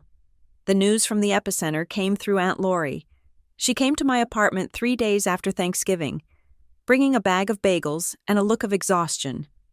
Mark left, she said, sitting at my small kitchen table. I froze, holding the coffee pot midair. He left the house? He packed 2 suitcases and moved into the exquisite suite at the downtown Marriott, Lori said. He told Elaine he couldn't look at her without seeing the lie. He said the house felt like a museum of his own stupidity. And Mom? I asked. Lori grimaced. She is spiraling. She is calling everyone who will listen. The neighbors. The church group. The country club board. She is trying to paint herself as the victim of a vindictive daughter and a husband having a midlife crisis. She is wailing about how she sacrificed everything to keep the family together. Is anyone buying it? Not this time, Lori said, spreading cream cheese on a bagel with aggressive strokes. The DNA report is too concrete, and frankly, people have been waiting for Elaine to fall off her pedestal for 20 years. Schadenfreude is a powerful drug in this town. She is alone in that big house, Brianna. For the first time in her life, she is the one who is isolated. I felt a strange pang in my chest. It wasn't pity, exactly. It was the hollow feeling of realizing the monster under the bed was just a sad, lonely woman. Then came the call from Sloane. I debated letting it go to voicemail, but I needed to set the boundary. I needed to hear her voice and not feel small. Hello? Sloane, I answered. Do you have any idea what you have done? Sloane's voice was high and tight. She didn't say hello. My blood pressure was 140/90 this morning. The doctor is talking about bed rest. I am sorry you are feeling unwell, I said calmly. Unwell? I am terrified, she cried. Mom is hysterical. Dad is living in a hotel. My baby shower is supposed to be in 3 weeks, and now half the guest list is awkward because nobody knows whose side to take. You made this happen. Brianna, you couldn't just wait? You couldn't just talk to them privately? I tried to talk to them privately for 30 years, I said. They didn't listen until I flipped the table. Well, you have stressed me out, Sloane said, pivoting back to her favorite subject, herself. And stress is toxic for the baby. If something happens to this pregnancy, it is on your conscience. You need to fix this. You need to tell Dad to go home. You need to apologize to Mom for the scene. I closed my eyes. It was breathtaking. Really, even now. With the revelation that I wasn't her biological sister, she still saw me as the fixer. She still thought my role was to smooth out the road so she could walk on it without tripping. Sloane, I said, I am not fixing anything. I am not calling Dad. I am not apologizing to Mom. And I am not responsible for your blood pressure. How can you be so selfish? She demanded. I am not being selfish, I said. I am being a person, and if you want me in your life, or in your child's life, you will never speak to me like a servant again. Do you understand? There was a stunned silence on the other end. Sloane had never heard me use that tone. She was used to the Brianna who folded, the Brianna who apologized. I have to go, Sloane said stiffly. I have a headache. She hung up. I put the phone down and let out a breath I felt like I had been holding since I was 12. I didn't stop there. I started rebuilding the infrastructure of my life. I went to my landlord and gave notice. My apartment was fine, but it was too close to my parents' house. I found a new place, a studio apartment in the city, 20 minutes away. It was smaller. and the radiator clanked, but it was mine. I paid the deposit with my own savings. I didn't want any financial ties that Mark could claim credit for. I went to Juniper and Ink Books, the independent bookstore where I had worked part-time for 4 years. I found the owner, a gruff but kind woman named Sarah. "I need more hours," I told her. "I want to go full-time, and I want to take over the inventory management system you have been complaining about." Sarah looked at me over her reading glasses. "You want to work 40 hours?" "I want to work 50, I said. "I need the distraction, and I'm good at it." She gave me the hours. She gave me a raise, $2 more an hour. It wasn't a fortune, but it was validation. Then, I drove to the registrar's office at the State University. Walking onto the campus felt like stepping back into a ghost story. I remembered the day I had packed my bags to go care for Elaine. I remembered the girl I was then. Hopeful, naive, desperate to be good. I sat across from an academic advisor. "I want to finish," I said. "I have 60 credits. I want to finish my degree in supply chain management." "It has been a long time," the advisor said. Looking at my transcript, "Some of the prerequisites have changed. You will have to take night classes." "I will take night classes," I said. "I will take weekend classes. I do not care how long it takes. I just need to finish." I signed the papers. I paid the registration fee. When I walked out into the winter sunshine, I felt solid. I was putting the bricks back into the wall of my identity, one by one. Aunt Lori continued to be my lifeline. She didn't try to parent me. She didn't tell me what to do. She just showed up. She helped me paint the walls of my new apartment a soft sage green. She brought me dinner when I was working late at the bookstore, one rainy Tuesday evening. She came into the store near closing time. The shop was empty, smelling of old paper and rain. "I found something," Lori said. She placed a small velvet pouch on the counter. "What is it?" "Evie gave this to me about 2 years ago," Lori said. "She told me to keep it until the dust settled. She said, 'Brianna will need a compass when the storm breaks.'" I opened the pouch. Inside was a silver locket. I recognized it. Grandma used to wear it every Sunday. I pried it open. Inside, there was no picture. Instead, there was a tiny, folded scrap of paper. I unfolded it carefully. It was a receipt. A receipt from a diner called the Bluebird, dated 35 years ago. On the back, in faint pencil, were 3 letters. E.M. E.M. I whispered. "I do not know who it is," Lori admitted. "But Evie told me that she found this in your mother's coat pocket the year before you were born. She kept it because she knew Elaine would burn it." "E.M.," I repeated. It wasn't a name, but it was a start. It was a breadcrumb in the forest. 2 days later, the bell above the bookstore door jingled. I was on a ladder, shelving a new shipment of biographies. "Brianna," the voice stopped me cold. I knew that voice. It was the voice of authority, the voice of the dinner table toast, the voice of my childhood fears. I turned around. Mark Schneider stood in the aisle. He looked terrible. His suit was wrinkled, which was unheard of. He hadn't shaved in 2 days. He looked like a man who had aged 10 years in 10 days. "I am working." "Mark," I said. I didn't call him Dad. I couldn't.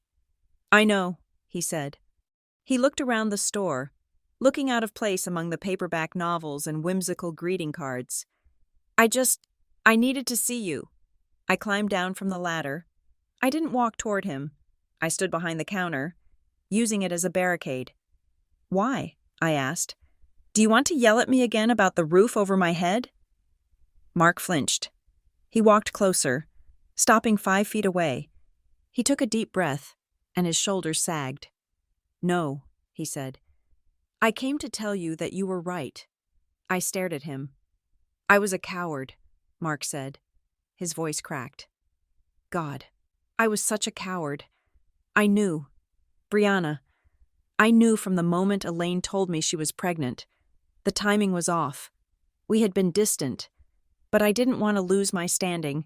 I didn't want the humiliation of a divorce. So you sacrificed me instead," I said. Yes, he whispered. It was easier to blame you than to blame her. It was easier to push you away than to look at you and see my own failure. I resented you because you were innocent, and I was guilty of living a lie. He reached into his pocket. I found this, he said. When I was packing my things at the house, I went through Elaine's old vanity, the one she keeps locked. I broke the lock. He slid a photograph across the counter. It was an old Polaroid. The colors were faded to yellow and orange. It showed my mother, young and laughing, sitting on the hood of a car. Next to her was a man. He was tall, with dark hair and a smile that looked terrifyingly like mine, but his face was partially obscured. Someone, Elaine, undoubtedly, had taken an emery board and scratched over his features, blurring them into a white haze. I don't know his name, Mark said, but I remember seeing him around town that summer. He wasn't one of us. He was a contractor, or a mechanic, someone blue-collar. That is why she was ashamed. It wasn't just the affair. It was who she had the affair with. I looked at the scratched face. I traced the line of his jaw, the one part that was still visible. Why are you giving me this? I asked. Because I owe you, Mark said. I cannot be your father. Brianna, I forfeited that right a long time ago, but I can at least stop being your jailer. He looked at me, pleading for something. Absolution. Maybe. Or just a nod. I looked at him. I felt the anger, hot and sharp, but underneath it, I felt a strange pity. He was a man who had built a cage of gold and locked himself inside it. I cannot forgive you, I said honestly. Not yet. Maybe not ever. You let me think I was worthless. Mark nodded, swallowing hard. I know. But, I said, picking up the photo. Thank you for the truth. Better late than never. If you need anything, he started. I cut him off. I have a job. I have an apartment. I have myself. I don't need your money. Mark, he nodded again. He turned to leave, then paused at the door. You have her eyes, he said softly. Not Elaine's, his. You have his eyes. Then he walked out into the cold street. I stood there for a long time, holding the Polaroid. The man in the picture was a ghost, scratched out by a woman who wanted to rewrite history. But he was real. He existed, and he was the other half of me. I closed the shop early. I went to the back office and sat at the computer. I pulled out the business card Aunt Lori had given me along with the locket. It wasn't a lawyer this time. It was a private investigator who specialized in genealogy and difficult family tracings. I looked at the clues I had. A receipt from the Bluebird with the initials E.M., a photo of a man who worked with his hands, a DNA profile that matched 0% of Mark Schneider, and the knowledge that he lived in this town 35 years ago. I picked up the phone. My hand was shaking, not from fear, but from adrenaline. I dialed the number. Hello? A voice answered. This is Miller Investigations. Hi, I said. My voice was steady. My name is Brianna. I have a puzzle to solve, and I have the pieces. What kind of puzzle? The investigator asked. A missing person, I said. I am looking for my father. I hung up the phone after making the appointment. I looked out the window at the city lights. I was done being the victim. I was done being the daughter who waited for a seat. I was going to find the man who belonged to the scratched-out face, and this time, nobody was going to stop me. The office of Miller Investigations was exactly what you would expect. A second-floor walk-up that smelled of stale coffee and printer toner.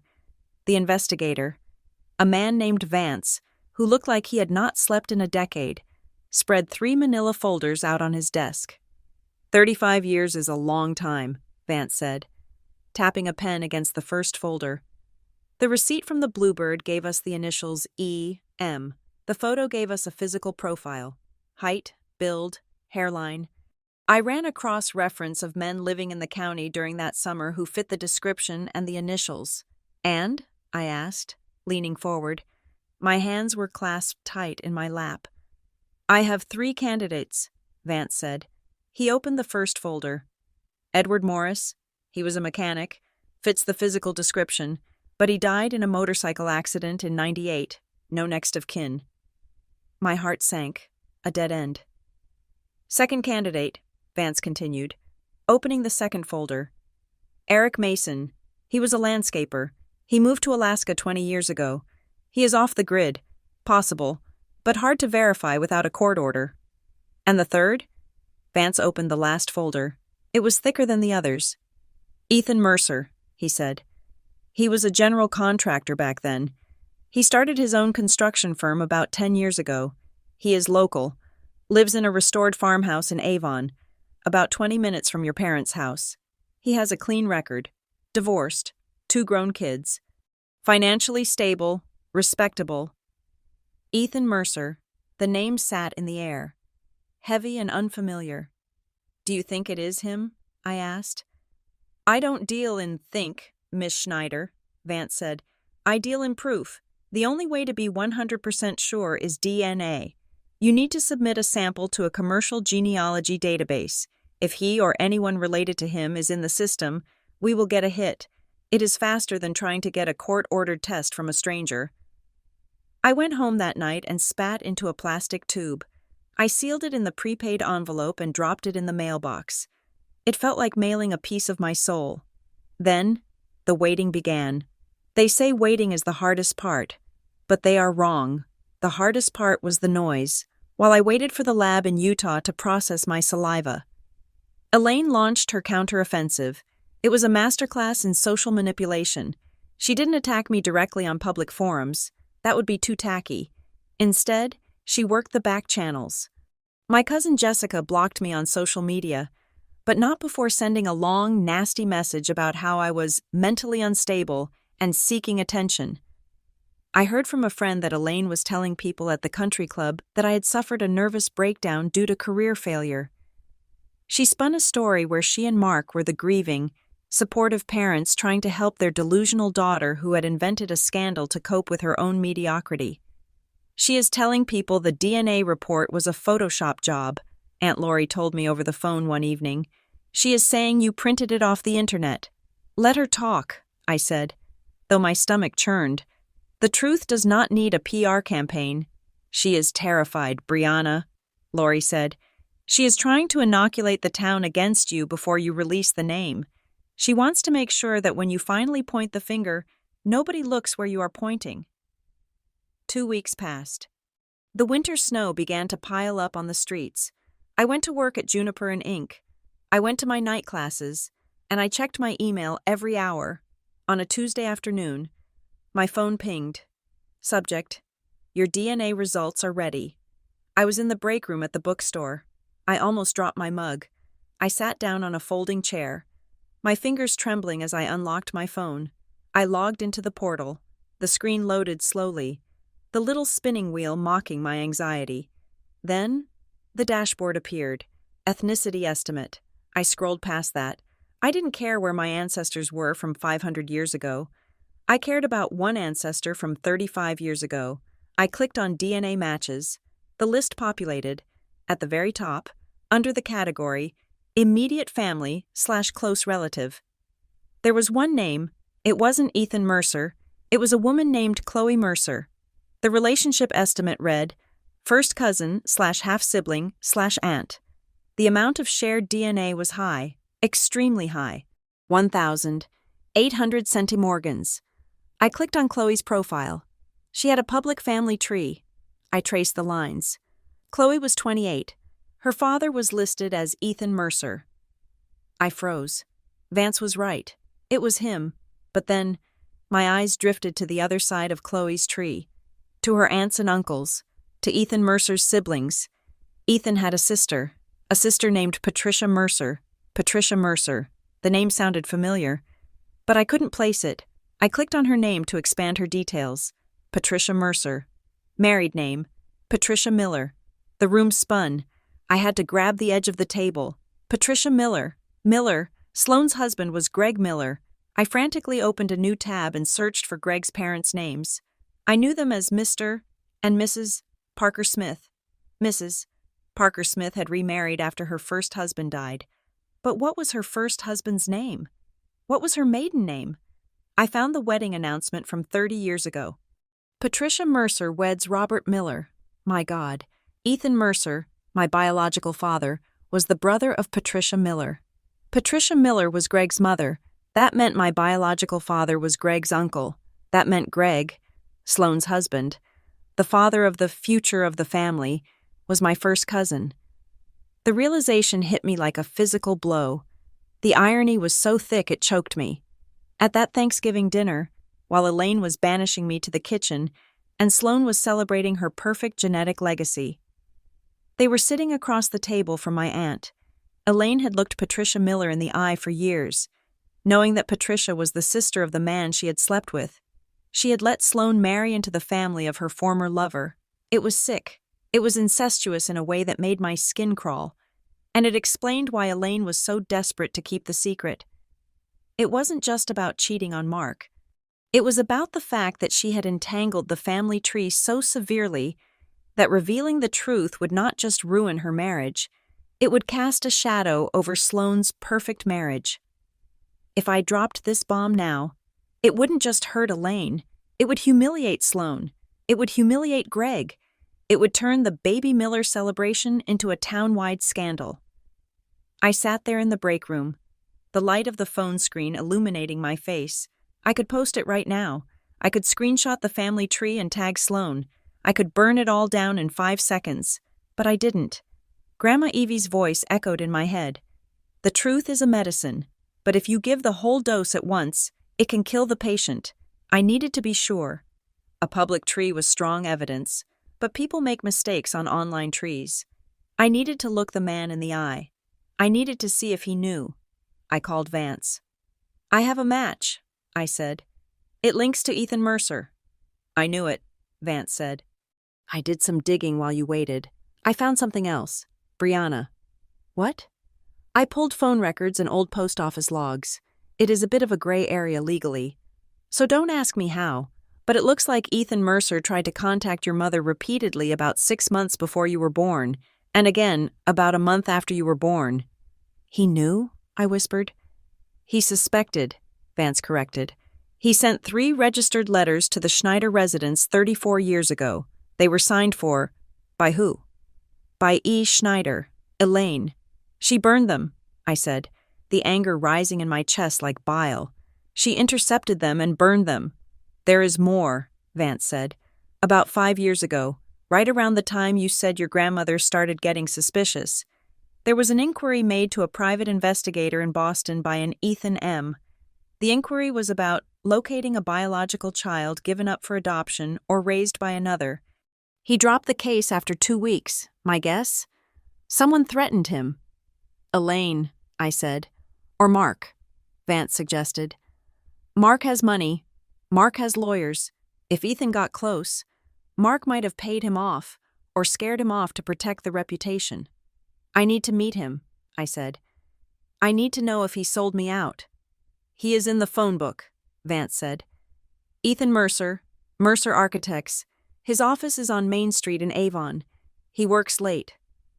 I hung up. I had the name. I had the location. I had the connection. Just as I was gathering my things to leave the store, my phone rang again. This time, it was Wallace Granger, the attorney. Brianna, Wallace said. His voice was urgent. I need you to come to my office tomorrow morning. There has been a development regarding your grandmother's estate. I thought the will was settled, I said. Elaine got the house. I got the teacups. There was a dormant clause, Wallace said. Evie called it the exclusion protocol. She instructed me that it could only be activated if there was public and undeniable proof that you had been removed from the family unit by Elaine. Does being told no seat for disappointments in front of 20 witnesses count? I asked. Mark's departure from the family home counts, Wallace said. Elaine's public statements about you count. The condition has been met. And Brianna, this changes the financial picture significantly. What do you mean? Evie didn't trust Elaine with everything, Wallace said. She set up a secondary trust.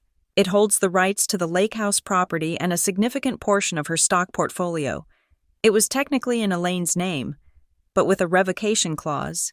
If Elaine ever disowned you, The assets transfer immediately to you. I stood up. The lake house, the place where I had my only happy childhood memories, the place Sloane claimed was hers. It is yours now, Wallace said. Elaine doesn't know yet. I am sending the notification letter tomorrow. I felt a rush of adrenaline. Grandma Evie hadn't just left me a truth bomb. She had left me a shield and a sword. She knew this day would come. She knew Elaine would throw me out, and she had prepared a parachute made of gold. Do it, I said. Send the letter. I walked out of the bookstore. The night air was freezing, but I didn't feel the cold. I had the leverage. I had the money, and I had the name. I got into my car. I didn't drive to my apartment. I drove toward Avon. I drove past the fancy estates, past the country club, until I reached the older, more historic part of town. I saw the sign, Mercer Architects. It was a renovated brick building with large glass windows. The lights were on inside. I parked across the street. I watched through the window. I saw a man sitting at a drafting table. He was wearing a flannel shirt with the sleeves rolled up. He had silver hair and broad shoulders. He was looking at a blueprint, his brow furrowed in concentration. He looked sturdy. He looked like someone who built things that lasted. I looked in the rearview mirror at my own face, the same jawline, the same brow. I wasn't a Schneider, I was a Mercer, and I was related to the Millers. I reached for the door handle. I had a second envelope with me, the copies of the DNA test, and the proof of the intercepted letters Vance had just emailed me. This was the dangerous part. If I walked in there, I couldn't walk back out the same person. If he rejected me, it would break me. If he accepted me, it would destroy my sister's marriage. I thought about the baby Miller card on the Thanksgiving table. I opened the car door. I wasn't doing this to destroy them. I was doing this to find the one seat that actually belonged to me. I crossed the street. I walked up to the glass door. I raised my hand and knocked. The man inside looked up. He saw me. He froze. He didn't look confused. He looked like he had been waiting for this knock for 34 years. He stood up and walked toward the door. The coffee shop was neutral ground. It was a small, independent place, halfway between my new apartment in the city and Ethan Mercer's office in Avon. I arrived 15 minutes early. Securing a booth in the back corner, I ordered a black coffee, but I did not drink it. I just held the warm ceramic mug, using it to ground myself. On the table before me sat the second envelope. This one did not contain a pie recipe or a dramatic announcement. It contained the legal clause Wallace Granger had drafted, the intercepted letters Vance had recovered, and the undeniable timeline of a summer 35 years ago. At 10 o'clock sharp, the bell above the door chimed. Ethan Mercer walked in. He looked different in the daylight than he had through the window of his office. He was wearing a casual button-down shirt and a canvas jacket. He scanned the room, his eyes crinkling at the corners, the exact same way mine did when I was searching for something. He saw me. He did not hesitate. He walked straight to the booth and sat down opposite me. "Brianna," he said. It was the first time he had spoken my name. His voice was deep, gravelly, and terrified. "Mr. Mercer," I said. "Ethan," he corrected gently. "Please, call me Ethan."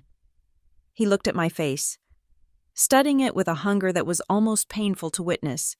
He was looking for himself in me, and I could tell by the softening of his expression that he had found it. "I took a test," I said, sliding the paper across the table. "A private one. I compared my DNA to your daughter. Chloe, we are a match. You are my father." Ethan did not pick up the paper. He didn't need to. He just nodded, his eyes filling with tears. "I knew," he whispered. "I felt it in my gut 34 years ago. But feeling it and being able to prove it against a wall of lawyers are two different things." "Why didn't you fight harder?" I asked. It was the question that had kept me awake for the last 48 hours. "If you knew, why did you let me grow up in that house? Why did you let me believe I was Mark's disappointment?" Ethan sighed, a heavy sound that seemed to carry decades of regret. "Because your mother told me you were better off," he said. When she got pregnant. She panicked. It was a summer fling. Brianna? I was a contractor working on her parents' gazebo. She was the debutante home from college. We fell in love. Or at least, I did. But when the reality of a baby hit, she looked at my truck and my work boots, and she saw a life she didn't want. He leaned forward. She went back to Mark. Mark was safe. Mark was status. And when you were born, she told me that if I tried to claim you, she would destroy me. She said Mark would bury me in legal fees until I was bankrupt. She told me that a child needed a father with a legacy, not a father with calluses. So you walked away, I said, my voice cold. I stepped back, he corrected. I thought I was doing the noble thing. I thought maybe she was right. Maybe you would have a better life with swimming pools and country clubs. I didn't know she would punish you for existing, if I had known. His voice broke. If I had known she was treating you like a stranger, I would have torn that door down with my bare hands. I believed him. I didn't want to, but I did. I saw the pain in his eyes. There is something else, I said. Something I found out when I looked at your family tree, your sister, Patricia. Ethan stiffened. The color drained from his face. You figured that out, he said. Patricia Miller, I said. My sister Sloane is married to Greg Miller, your nephew. Yes, Ethan said. Does she know? I asked. Does Elaine know that she married her favorite daughter into the family of the man she erased? Ethan let out a short, humorless laugh. That is the punchline. Brianna. Elaine knows. She has always known. Why do you think she was so obsessed with Sloane marrying Greg? It wasn't just because the Millers have money. I stared at him, the pieces of the puzzle clicking into place with a terrifying precision. It was control, Ethan said. Patricia, my sister, never forgave Elaine for how she treated me. Patricia knew the truth. She knew Elaine passed my baby off as Mark's. When Sloane started dating Greg, Elaine panicked. She was terrified Patricia would tell Mark. So Elaine struck a deal. A deal? I asked, feeling sick. Elaine promised to push the marriage, Ethan explained. She promised to merge the Schneider fortune with the Miller estate, essentially buying her way into Patricia's silence. But there was one condition. The secret had to stay buried. If Mark found out, the merger would fall apart. If you found out, the whole house of cards would collapse. I sat back against the booth. So that is why she erased me, I said, the realization settling over me like a shroud. It wasn't just shame. My existence was a liability. Every time she looked at me, she saw the one loose thread that could unravel Sloane's perfect future. She needed me to be invisible so Sloane could be royalty. Yes, Ethan said. You were the collateral damage in her war to keep her social standing. I looked out the window. It was snowing lightly. I thought about the Thanksgiving dinner. I thought about Sloane touching her belly, talking about legacy. I thought about Elaine saying, no seat for disappointments.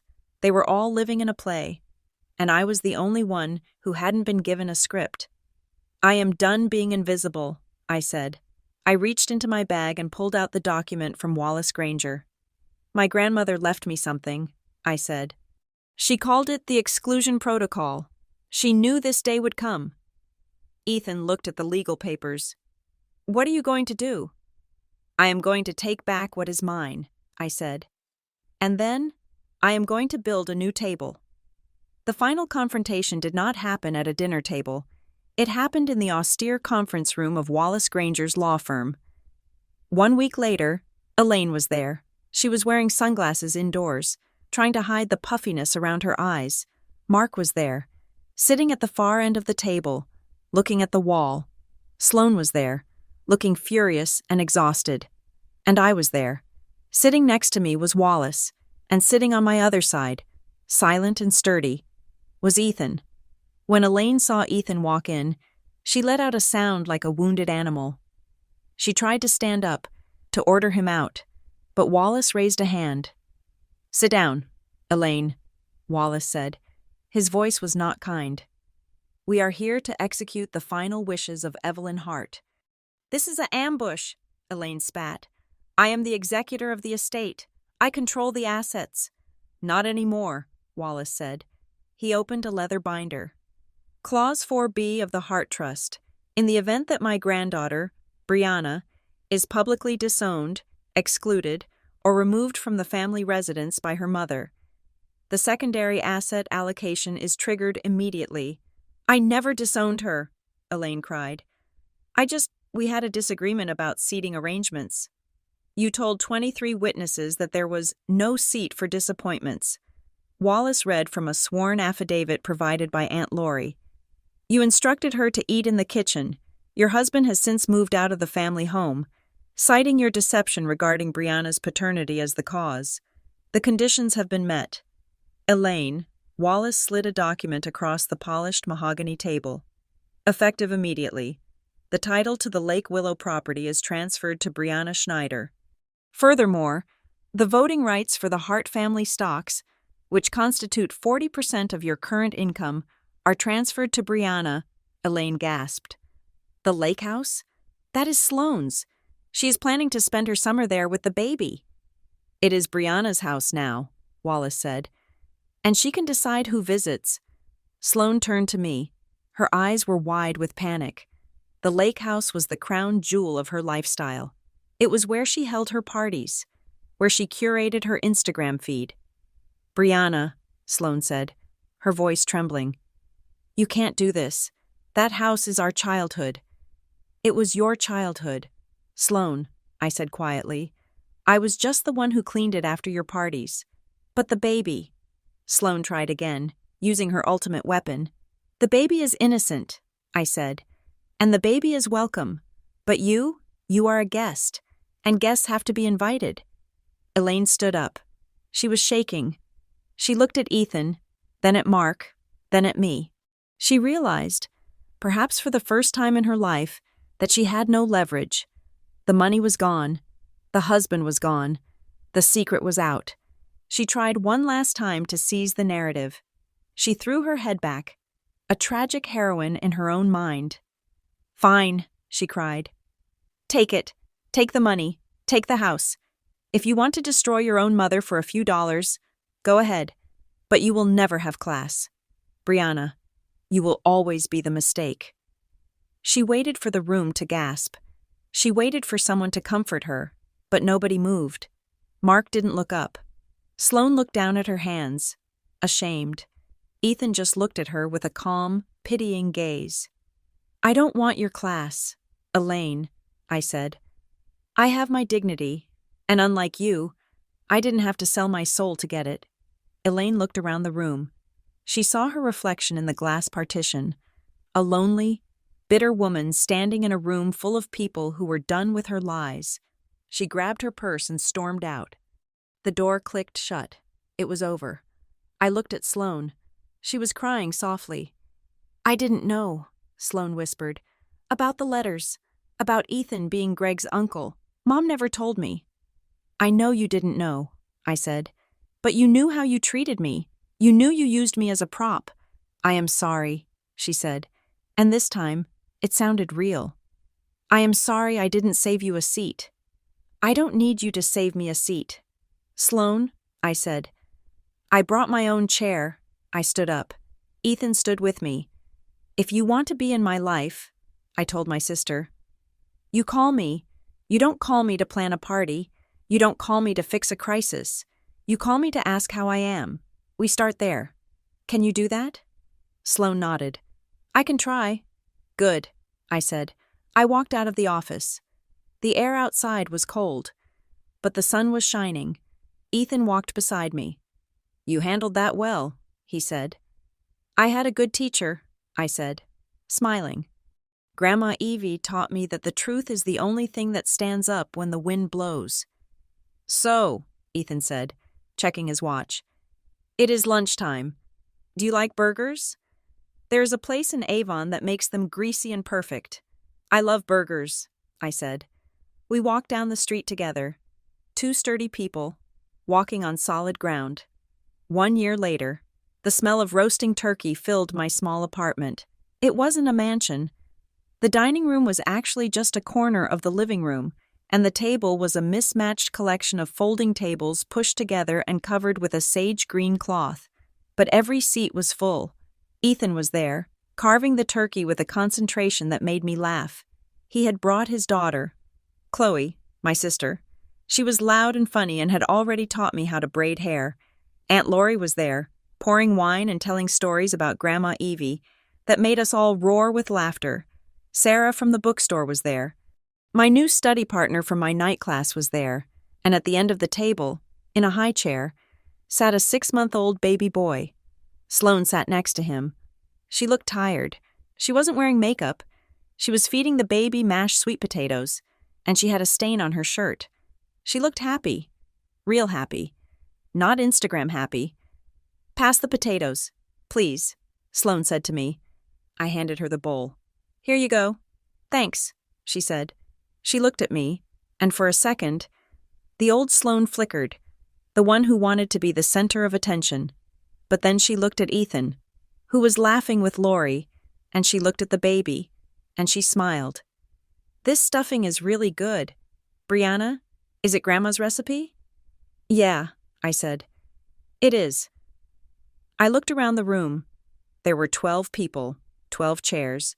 There was no head of the table. There was no hierarchy. There were just people who wanted to be there. Mark wasn't there. He was living in Florida now, sending awkward emails once a month. Elaine wasn't there. She was living in a condo downtown, still telling anyone who would listen that she was the victim. But I was here. I stood up. I tapped my glass. "I just want to say something," I said. The room quieted down.